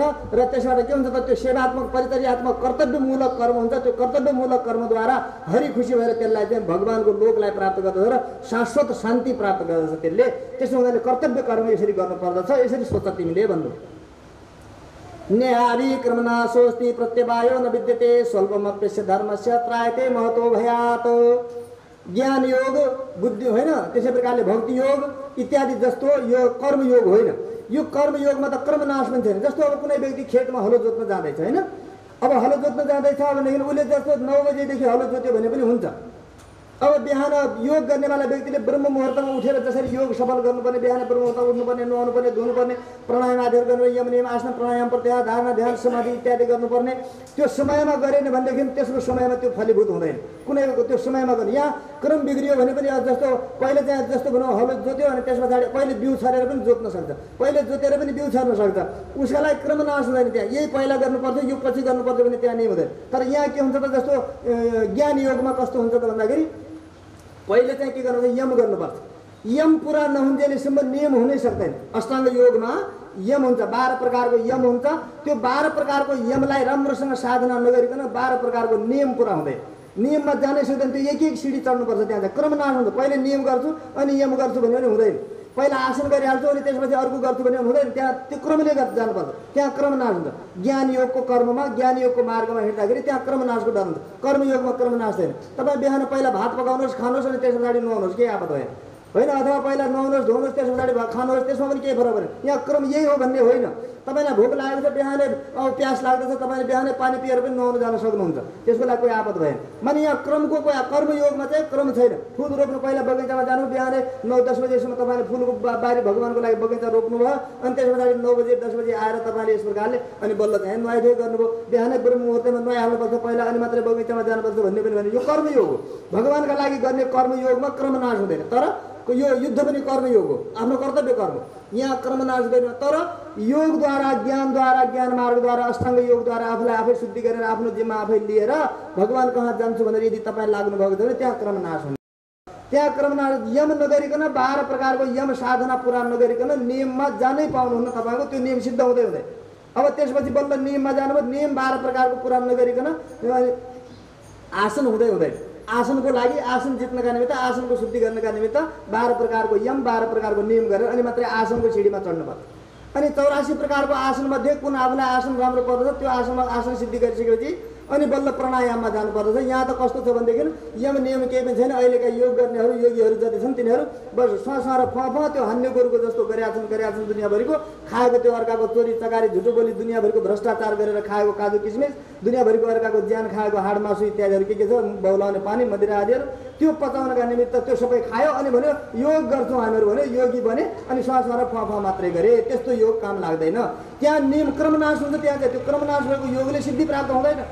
योग चित्तवृत्ति निरोध। योगले त चित्तको वृत्तिलाई रोक्ने हो, चित्तवृत्ति निरोध गर्ने हो। मनको वृत्ति रोकिँदै यी योगीहरूको मन सोध्नुहोस् त, तपाईँहरूको योग नगर्नेहरूको भन्दा बढी बौ लाग्यो। त्यो मन कहिले शान्त हुँदैन। योग गरेर यदि मन ठेगानामा लाग्दैन, एक ठाउँमा बस्न सक्दैन भने त्यो योग असफल हो। त्यसकारण योग चित्तवृत्ति निरोध। त्यसरी हुन्छ त यम नियम आसन अनि प्राणायाम अनि प्रत्याहार अनि धारणा अनि ध्यान अनि समाधिमा पुगेर क्रमशः यसरी जानुपर्ने हो। त्यहाँ क्रम नाश हुन्छ यदि बिग्रियो भने। त्यसो हुनाले यहाँ त तेरो यो युद्ध रूप कर्ममा, तेरो कर्तव्य कर्म जातीय रूपमा प्राप्त भएको स्वर्गको द्वार रूप क्षत्रियहरूले गर्नुपर्ने जो धर्म युद्ध हो, त्यो युद्धका निमित्त यहाँ क्रम नाश पनि छैन र प्रत्यवाय पनि लाग्दैन। जस्तो ब्राह्मणहरूले सन्ध्यावन्दन कर्म गरेनन् भने, सन्ध्यावन्दन कर्म नगर्यो भने त्यसलाई दोष लाग्दछ। तर त्यसै प्रकारले जस्तो ब्राह्मणको 8 वर्षको उमेरमा व्रतबन्ध गरेन भने प्रत्यवाय दोष लाग्दछ। त्यसलाई प्रत्यवाय दोष लाग्दछ। तर नगर्यो भने दोष लाग्दछ, गऱ्यो भने के हुन्छ त भन्दा केही फल प्राप्त हुँदैन। सन्ध्यावन्दन गर्दाखेरि केही फल प्राप्त हुँदैन। सन्ध्यावन्दन उसको कर्तव्य कर्म हो, त्यहाँ प्रत्यवाय दोष हुँदैन। त्यसो हुनाले स्वल्पमप्यस्य धर्मस्य त्रायते महत्त्ववाद। यसरी कर्तव्य कर्मद्वारा भगवत भावनाले गरिएका धर्म युद्ध रूप जस्ता यस्ता प्रकारका कर्तव्य कर्महरू गर्नाले थोरै मात्र गरेको पनि धर्म कर्म छ भने त्यसले महत्त्व भया त्रायते, महान भयबाट त्यसले उद्धार गर्दछ हाम्रो। जस्तै एउटा व्यक्ति कस्तो थियो त भन्दाखेरि श्रीमतीका प्रति धेरै माया गर्ने, भगवान्को नाउँ लिन नचाहने, साधु सन्तलाई देख्यो भनेदेखि पुरा आँखामा खुर्सानी हाले जस्तो बोलाइहाल्यो। त्यस्तो प्रकारले चाहिँ यस्तो थियो, महाको धूर्त थियो। अब श्रीमतीको चाहिँ उसको रहेछ के अरे जन्मदिन रहेछ, कृष्ण जन्माष्टमीको दिन उसको श्रीमतीको जन्मदिन। अब बजारमा गयो माला ल्याउनु पऱ्यो, श्रीमतीका टाउकोमा बढिया फुलको माला जुडोमा बाँध्नका निमित्त माला ल्याउनु पऱ्यो भने बजार गयो। त्यहाँ एउटा कृष्णको भक्त पनि गएर आज जन्माष्टमीको दिन हो प्रभु, मेरो प्रभुको लागि सुन्दर माला मलाई दे, जति पैसा पर्छ म दिन्छु भन्दैछु। नै मेरो श्रीमतीको जन्मदिन हो, आज यो माला त मलाई दे, जति पैसा दिन्छ म दिन्छु भने दुइटैको लडाइँ हुन्छ। अन्त्यमा त्यसैले जितेर भयो, धर्म कर्म नमाने बढी धूर्त हुन्छ। उसैले जितेर त्यो माला चाहिँ बढी पैसा दिएर उसैले लिएर गयो। लिएर जाँदै थियो त बाटोमा जाँदाखेरि पानी पर्दै थियो। पानी पर्दाखेरि चिप्लो बाटो रहेछ अलिकति, चिप्लेर त्यो माला त हिलो रहेछ, त्यहाँ मैले त्यो झर्न आँट्यो, झरिहाल्यो हातबाट, झरिहाल्यो। उसले सोधे आज त्यो विचार लड्दै थियो त्यहाँनिर कृष्णदेव मास्टर म कृष्ण भगवान्लाई लैजान्छु भन्थ्यो यो माला। मैले त्योसँग पनि जिद्दी गरी उसको यथेष्ट पैसा दिएर मैले लिएर आएँ। यो माला त साँच्चै कृष्णले मन पराएन नि क्या हो भनेर त्यसको मनमा भावना जागेछ त्यति बेला, त्यो लड्ने बेलामा चिप्लेर। र त्यो माला हिलोमा लडेर अब काम महिना लाग्ने भयो, त्यही बेला लडेर माला एकातिर उछिट्यो, आफू एकातिर उछिट्यो। त्यो माला उसले चाहिँ के भनिदिएछ भन्दा कृष्णार्पणम मस्तु भनिदिएछ कि यो माला कृष्णार्पण भयो भयो भन्दै मैले मुखले चाहिँ कृष्णार्पणम मस्तु भनिदियो। अब त्यसो गरेर लगेर त्यो अपराधी मऱ्यो। अब मर्दै अब धेरै वर्षपछि मऱ्यो त। अब मरेपछि त्यहाँ यमराजको दूत उहाँ गएर अब के छ त यसको कर्म क्रियाकलापहरू भन्दाखेरि जीवनभरि काहीँदेखि पुण्य कर्म भन्ने छँदै छैन।